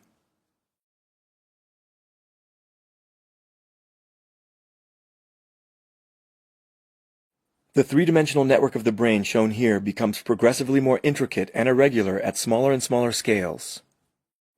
Our perceptions, thoughts, and intentions depend on the dynamic activity of this amazingly complex three-dimensional neural network. Brain activity measured inside any given voxel, or the field potential measured at any given point outside the brain, represent the summed activity of a multitude of neurons, which means that a lot of information about neural processes is inevitably lost during non-invasive recording methods. Not only does this place severe biological constraints on the proximate or remote sensing of neural processes, it also constrains how precisely the brain can be stimulated by outside energy sources, like magnetic fields and modulated radio wave beams. For example, even when a pencil-thin beam of modulated radio waves is locked onto one part of the head, that beam will simultaneously irradiate and possibly stimulate all interconnected neurons along the beam's path with the same pattern of modulated energy. Neural networks involved in perceptions and thoughts are not arranged into nice neat lines or circuit diagrams in the brain. Instead, our thoughts arise from complex activity patterns in highly intricate three-dimensional networks, and these same endogenous activity patterns cannot be reproduced in the brain by outside magnetic fields or beams of electromagnetic radiation, no matter how advanced the technology is. This is not to say that composite patterns of brain activity, such as emotional states and levels of arousal, cannot be strongly influenced by radio frequency energy. They can. Targeted individuals, perpetrators of electronic harassment, and the developers of directed energy weapons in the military-industrial complex know these sinister influences are possible. However, it's important to keep in mind that there are limitations on the types of precise neurophysiological influences that are possible with these devices. Direct thought injection into the brain and mind reading are not possible. In contrast, intricate perceptual effects, including perceived sounds and possibly perceived visual effects, can be induced with radio frequency energy at the level of the respective sensory organs and not directly in the higher centers of the brain. These effects can be very high resolution and frighteningly real because they're generated at the level of the sensory organs, which are spatially arranged and optimized to precisely encode variable energy inputs.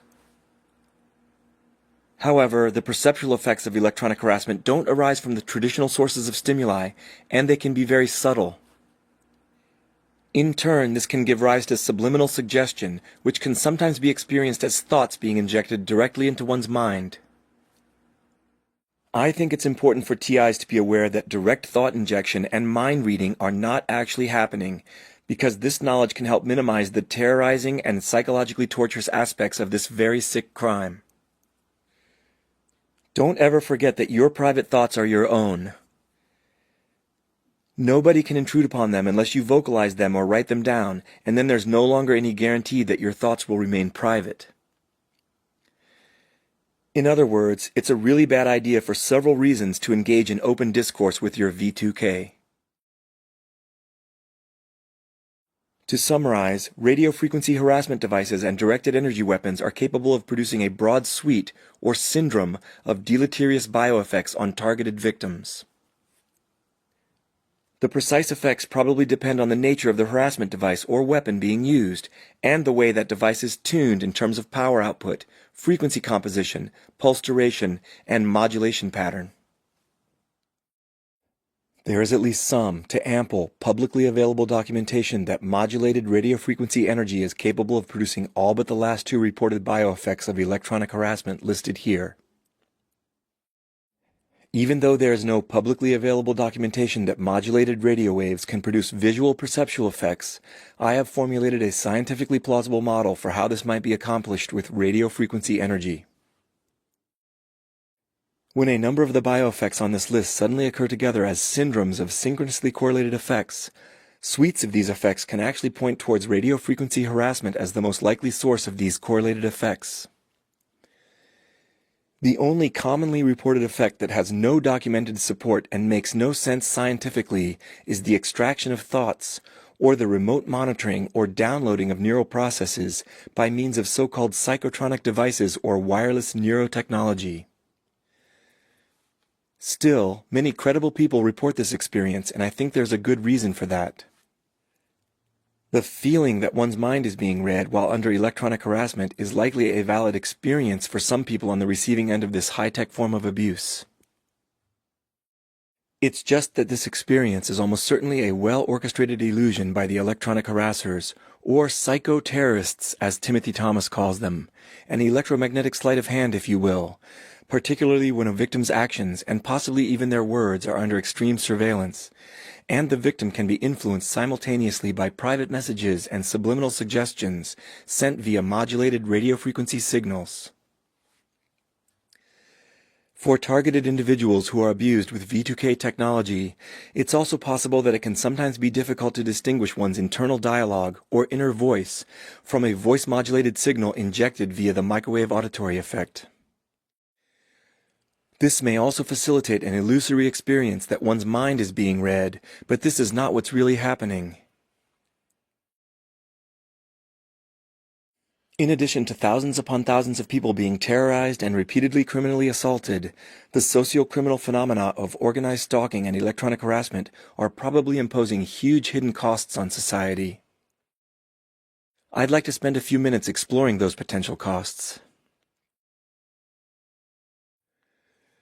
According to the Centers for Disease Control and Prevention, suicide rates in the U.S. have risen since 1999 for both females and males, across all age groups except those aged 75 years and older.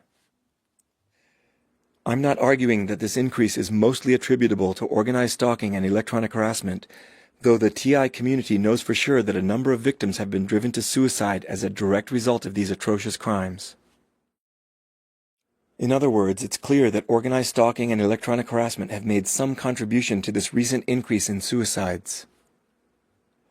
What I am arguing is that law enforcement, other government institutions, and society in general need to start giving these destructive crimes the same kind of serious consideration that they give to well-accepted social problems with far-reaching impacts like suicide. It behooves the general public and their elected lawmakers to consider the negative impacts that these crimes are having on our economy, as well as their broader costs to society. Everyone should be able to get behind addressing an issue that seriously threatens our economy, as well as the very fabric of our society.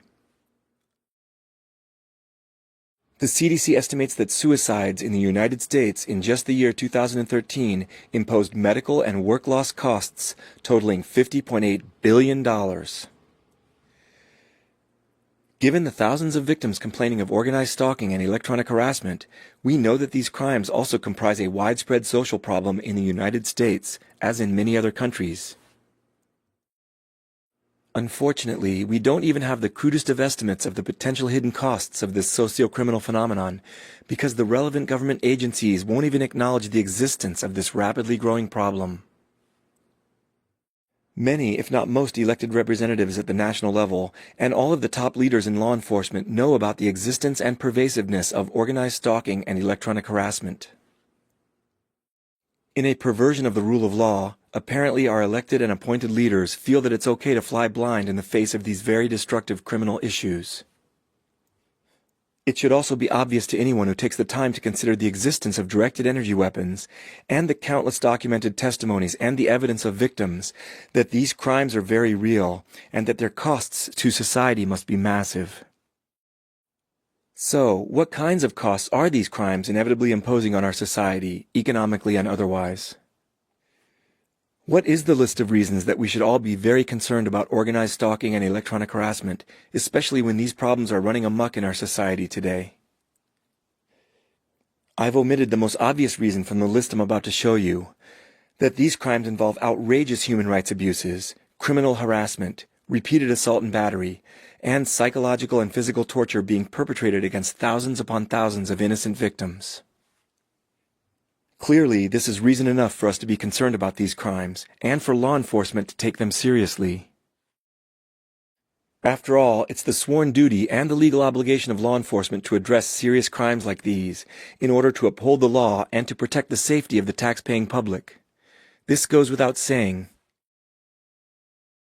In addition, most victims of organized stalking and electronic harassment suffer lost work productivity, and for many, their careers are totally ruined by these crimes. These effects obviously have serious negative impacts on the economy for all of us. Organized stalking and electronic harassment can also break up marriages, destabilize families, ruin social support networks, and utterly destroy lives in many related ways. Families are incredibly valuable social units in society, and we should be very concerned about factors that erode these units. I've already shown you the huge cost that suicides impose on society, and we know that organized stalking and electronic harassment are contributing to an increase in suicide rate. The criminal leaders of electronic harassment rings are probably making heaps of money from this high-tech form of intimidation and assault via racketeering activities. Racketeering is bad for the economy, costly for taxpayers, and results in lost revenues for the government. Taxpayers pay the price when victims of organized stalking and electronic harassment with no mental illness are unjustly placed into psychiatric holds, simply for alleging genuine and unimaginably cruel crimes to those charged with protecting citizens from crime. While hospital owners, administrators, and psychiatrists profit from keeping the beds full in psychiatric wards, taxpayers ultimately pay most of the bills, especially in countries with national or provincial health services like the UK and Canada. The unchecked growth of organized stalking and electronic harassment is causing more and more people to lose confidence in the police, other emergency services, healthcare, and government. Ultimately, this lost confidence will contribute to the erosion of the effectiveness of these important institutions and to the destabilization of society. The last three reasons that we should be very concerned about letting criminals and antisocial lunatics perpetrate organized stalking and electronic harassment with impunity are probably the most important of all. When totally unrestrained, as they currently are, these crimes provide a wide-open gateway to the growth of pervasive corruption, which is terrible for the economy and for the rule of law. In fact, the negligent stance of law enforcement and the government toward these crimes effectively represents subversion of the Constitution and the rule of law. Left unchecked, this will lead either to lawlessness and anarchy or to a police state with inevitable civil unrest. Either way, loss of respect for the rule of law will ultimately destroy our country. Finally, allowing criminals of all ages to torment, harm, and torture people with directed energy weapons with no fear whatsoever of accountability is a tacit endorsement of sadistic antisocial behavior and violence. As these behaviors become more entrenched in society and are culturally transmitted to future generations, we can safely predict a large spillover effect into other types of crime and violence. In other words, an inevitable crime pandemic. Having profound cultural inertia, this crime pandemic may take decades to undo unless we start taking decisive action now. I'll wrap up my presentation by commenting on some issues related to the hard road to exposure and justice with respect to these elusive yet highly destructive crimes. First, let's consider the extraordinarily rapid growth of technology in our modern world. Real and imagined technology can be assigned to one of three categories. The internal yellow oval on this diagram represents in-use technology that is widely known by the general public. This category is largely filled with consumer technology, which we use in our everyday lives and see advertised on television and in other mainstream media. There is also a huge amount of real technology in existence that is outside most people's knowledge. This category includes highly specialized technology that is only used and even known by people working in narrow technical fields, such as specialist engineers, scientists, and physicians, as well as the suppliers of equipment for these disciplines. As time goes by, more and more real technology is falling into this orange category, simply because it's too complex for the average, untrained person to understand or even grasp. Long gone are the days when Renaissance individuals had good working knowledge of all technology in existence at the time. Nowadays, no single person has an excellent understanding of all available technology. Of course, this orange category also includes the burgeoning classified tech that's in use by militaries and the intelligence agencies, some of which is likely falling into the hands of organized crime. Any technology that's dreamt up or mentioned culturally, but cannot exist due to the limitations of what's possible, or doesn't yet exist but may someday, falls into a third category, labeled science fiction in this figure. Obviously, the tools used by criminals for their illegal tradecraft often come from the yellow category of in-use technology that's known by the general public. But I think we can safely assume that more and more criminals are using methods and tools from the orange category of tech in use outside the average person's knowledge. The reason is that this kind of technology makes it easier for criminals to get away with their crimes, especially because most police officers lack technical expertise or advanced educations. Along with the victims, perpetrators, and law enforcement, psychiatry is also on the front lines of organized stalking and electronic harassment. It's not as if the victims of these crimes are generally seeking help from psychiatrists. After all, organized stalking and electronic harassment are very serious crimes, first and foremost. Victims know this all too well, since they are on the receiving end of these crimes. Nevertheless, many victims are dragged in front of psychiatrists against their will, simply for making allegations about these very real and very disgusting crimes. Unfortunately, psychiatry is failing in some important ways in relation to the rapid expansion of technology. Psychiatrists are often heavily biased by their own limited knowledge of what constitutes real technology and what should be relegated to science fiction. Aside from knowing about the effects of psychotropic drugs, most psychiatrists do not have substantially more advanced expertise in specialized areas of technology than average people in the general population. Yet, many psychiatrists boast inflated egos, and some get off on an entitled sense of power. While the orange crescent in this figure is quite wide in reality, and growing wider every day, in practice many psychiatrists act as if this category of technology is narrow or non-existent. If these psychiatrists personally don't know about the use of advanced technology for nefarious purposes, they completely rule out the existence of all such technology when making diagnoses, which result in people having their freedom taken away, their personal relationships harmed, and their future testimony discredited. If a person on an involuntary psych hold tells a psychiatrist about harassment and assault by means of advanced technology, which is outside the psychiatrist's knowledge, a diagnosis of delusion is almost inevitable under the flawed psychiatric approach in practice today. This is a very serious problem. This issue must be addressed if we're going to effectively combat organized stalking and electronic harassment, because the flawed diagnostic method of modern psychiatry fuels these crimes and gives the criminals the perfect cover. Currently, psychiatry is unwittingly, or perhaps wittingly in some cases, facilitating this atrocity. Being on the front lines of this issue, there's no excuse for psychiatry not to be one of the first institutions to take constructive, proactive steps with regard to this serious socio-criminal issue. If the current criteria of psychiatric diagnosis cannot distinguish delusion from the outcome of genuine abuse, then what good are those criteria? And what other diagnostic criteria might also be fundamentally flawed in much the same way? I think it's well within the current capabilities of psychiatry to overcome this dilemma by overhauling and modernizing their diagnostic criteria and methods, and by waking up and finally stepping into the 21st century with respect to their understanding of the technologies of psychological harassment and abuse. Even now, an ethical and professional psychiatrist needs to only take a few extra minutes of time to speak with the person in front of them, and to acknowledge that it's not possible to know all criminal methods and nefarious technology in existence in order to make sound diagnoses. Sadly, given how things have been going, it won't be surprising if psychiatry continues to stubbornly refuse to acknowledge organized stalking and electronic harassment, even as many psychiatrists have seen dramatic growth in the allegations of these crimes.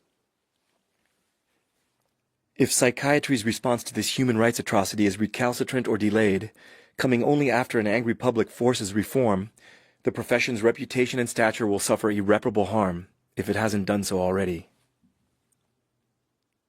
So, psychiatry's role in empowering organized stalking and electronic harassment is one major issue that we need to deal with if we are to effectively combat these crimes. Another key issue is deniability. In fact, deniability is the very essence of what makes directed energy weapons so dangerous to stable, just societies, and why we should all be very concerned about the rapid growth in the use of these weapons in civilian settings. This sinister feature of radio-frequency directed energy weapons is well known to just about everyone who has written about, worked on, or thought carefully about these weapons. It's certainly well known to the thousands and thousands of victims of directed energy assaults, including the U.S. and Canadian diplomats who were attacked with energy weapons in Cuba. Deniability is so high with these devices because radio waves are silent and invisible. In addition, little to no durable forensic evidence is left behind when radio-frequency directed energy weapons are used to harm or disable targets, human or otherwise.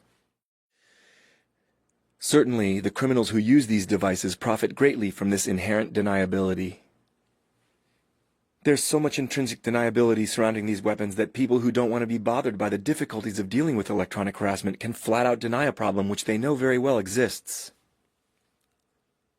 Law enforcement, government institutions charged with protecting public safety, human rights organizations, politicians, psychiatrists, and other physicians all have the option of denying that these weapons are being used to harm people in civilian settings, simply because they would rather not deal with this tricky problem, or because doing so might threaten their careers or profits. This double-sided deniability of directed energy weapons was already clear to Dr. Stephen Metz and Lieutenant Colonel James Kievit of the U.S. Army War College, who wrote an essay in 1994 titled "The Revolution in Military Affairs and Conflict Short of War." In their paper, the authors wrote, quote, "The advantage of directed energy weapons over conventional ones is deniability." Against whom is such deniability aimed? Certainly not the narco-traffickers, who will quickly recognize that interception by the DEA or military planes leads to loss of their aircraft. Instead, deniability must be aimed at the American people, who do not sanction the imprisonment, much less execution of individuals without a trial." Unquote. The scenario involving the Drug Enforcement Agency and Central American narco-traffickers was fictitious, according to the authors. Yet their position on deniability was insightful and accurate, and it is shared by many other experts on radio-frequency directed energy weapons. By design, organized stalking is also a crime with high intrinsic deniability. Clearly, the ease of denial by both criminals and law enforcement alike is fueling the rapid growth of organized stalking and electronic harassment. When police officers lacking integrity become aware of the high deniability of directed energy weapons and of the unwritten policies of their departments to not investigate electronic harassment because of that deniability, those corruptible police officers are emboldened to aid and abet the electronic harassment networks in their local communities, no doubt for kickbacks. That's how dangerous the deniability of directed energy weapons is, in addition to the institutionalized inaction of law enforcement when it comes to the crimes of organized stalking and electronic harassment.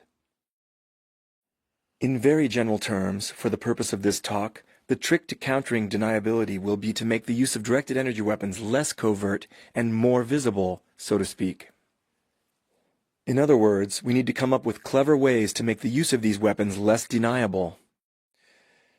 We can make positive steps in this direction with the following: better educated, better equipped, and higher integrity law enforcement, development of residual environmental markers and forensic biomarkers for radio frequency assaults, further development and wider use of RF sensing and recording technologies, and the acceptance of victim-generated data of this kind by the courts.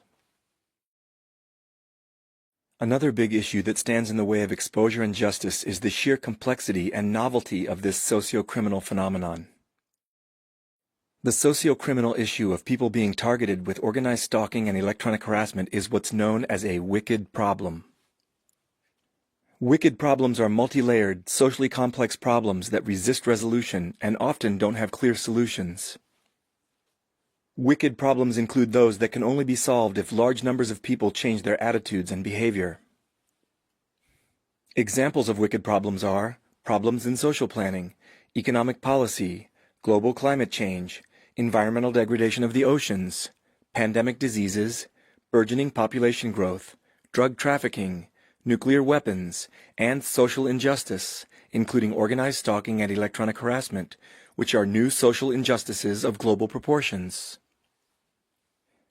In some ways, it's understandable how the government and law enforcement might feel like their hands are tied when it comes to grappling with organized stalking and electronic harassment.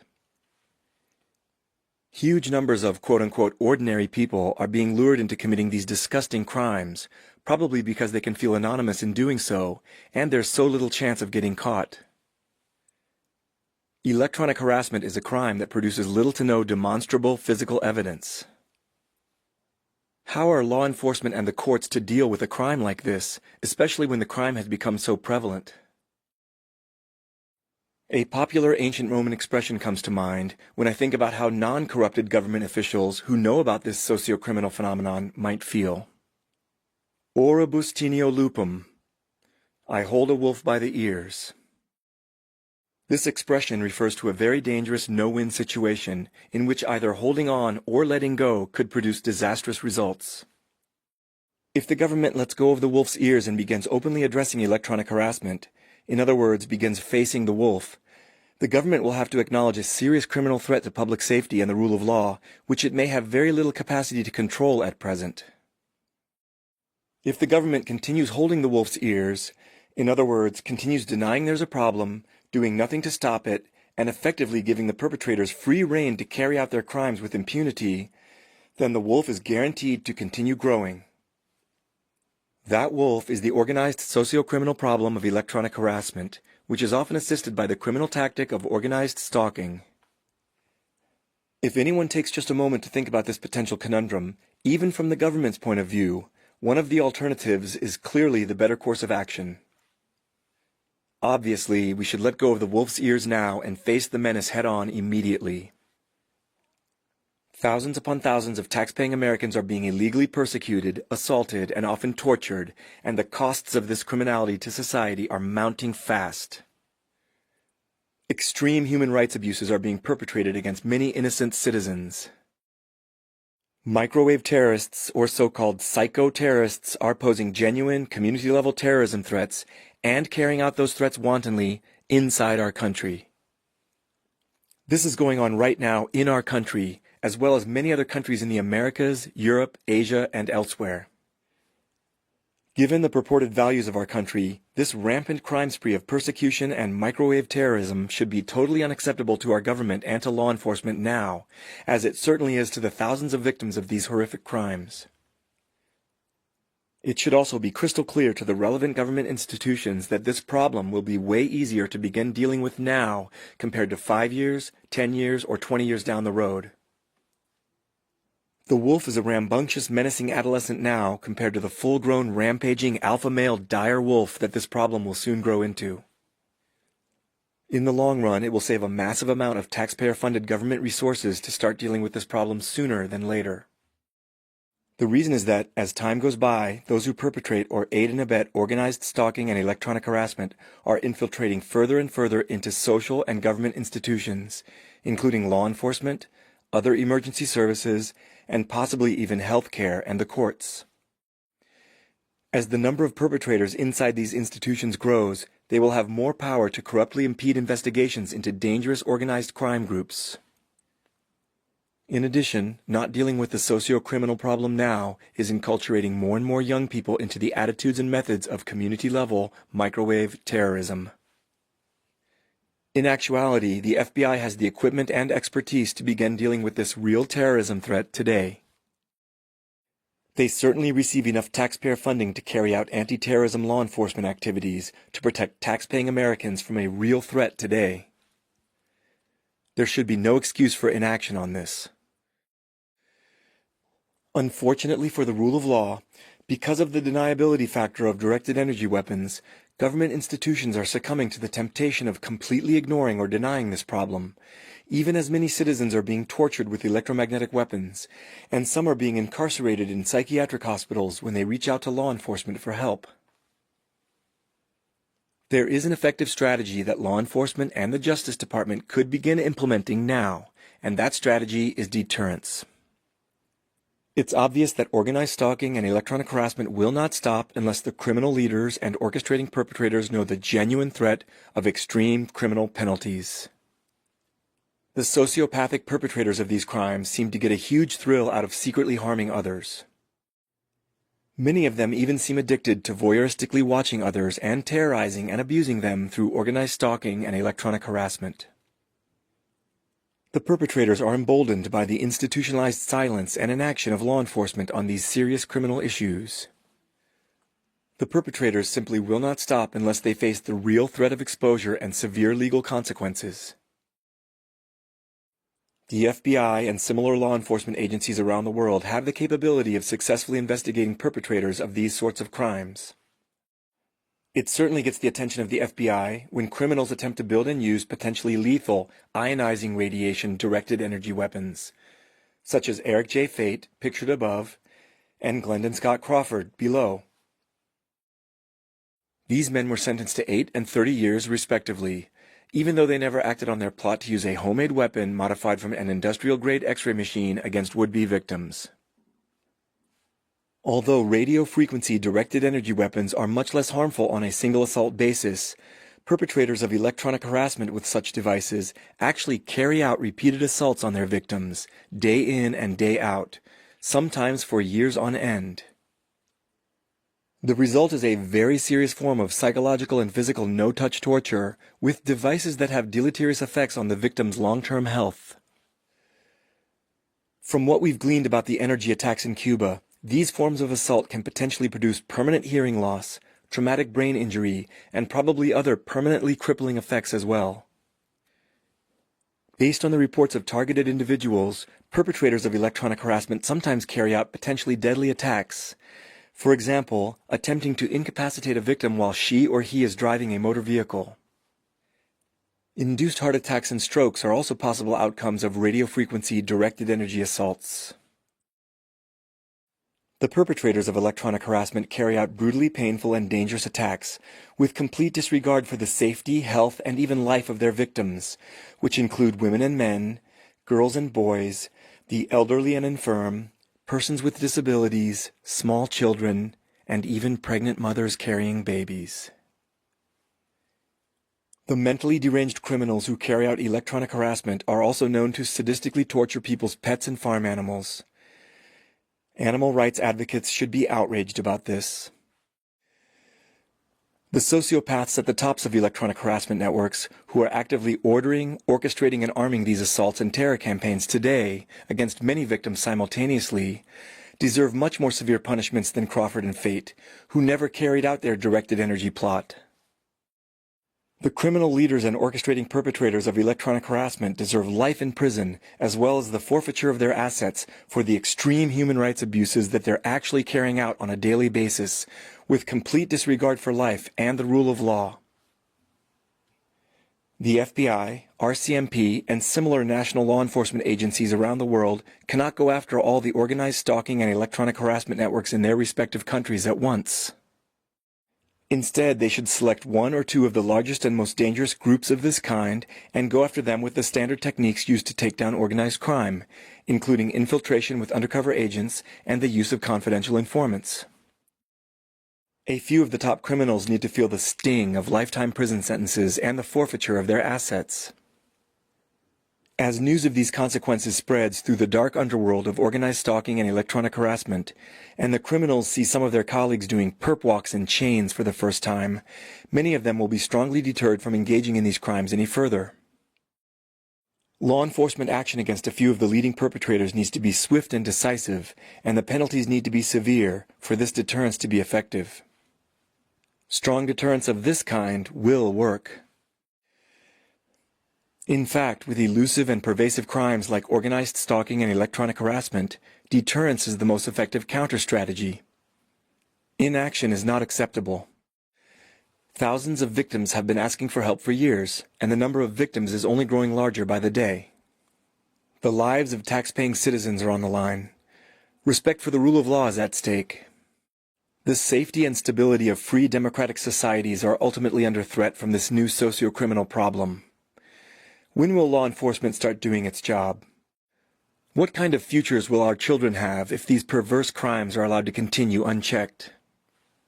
To the victims of these crimes I say, it's time to step up our game and be more vocal than ever that what's happening is outrageous and unjust. It's time to hold law enforcement accountable for not dealing with this problem.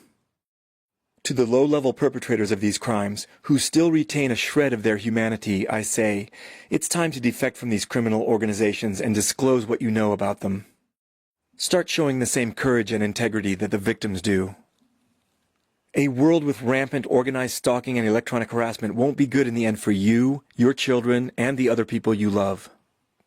Keep documentation and evidence of the crimes you've witnessed, and use that evidence for good when the time is right. That time is coming soon. Start doing the right thing and regain your freedom and dignity. For those who were unaware of these crimes, it's time to wake up and start getting concerned about the threats from organized stalking and electronic harassment. These crimes could be unleashed on you at any time. The government and law enforcement have done nothing to stop these crimes, and you should be very concerned about that kind of negligence by the institutions that your tax dollars fund. Victims of organized stalking and electronic harassment have been fighting by themselves thus far. Not only for themselves, but also for the rest of society. It's time to start helping them in this shared battle. We're all in this together, whether you know it yet or not. We all need to fight for the most important human rights issue of the 21st century. Thank you.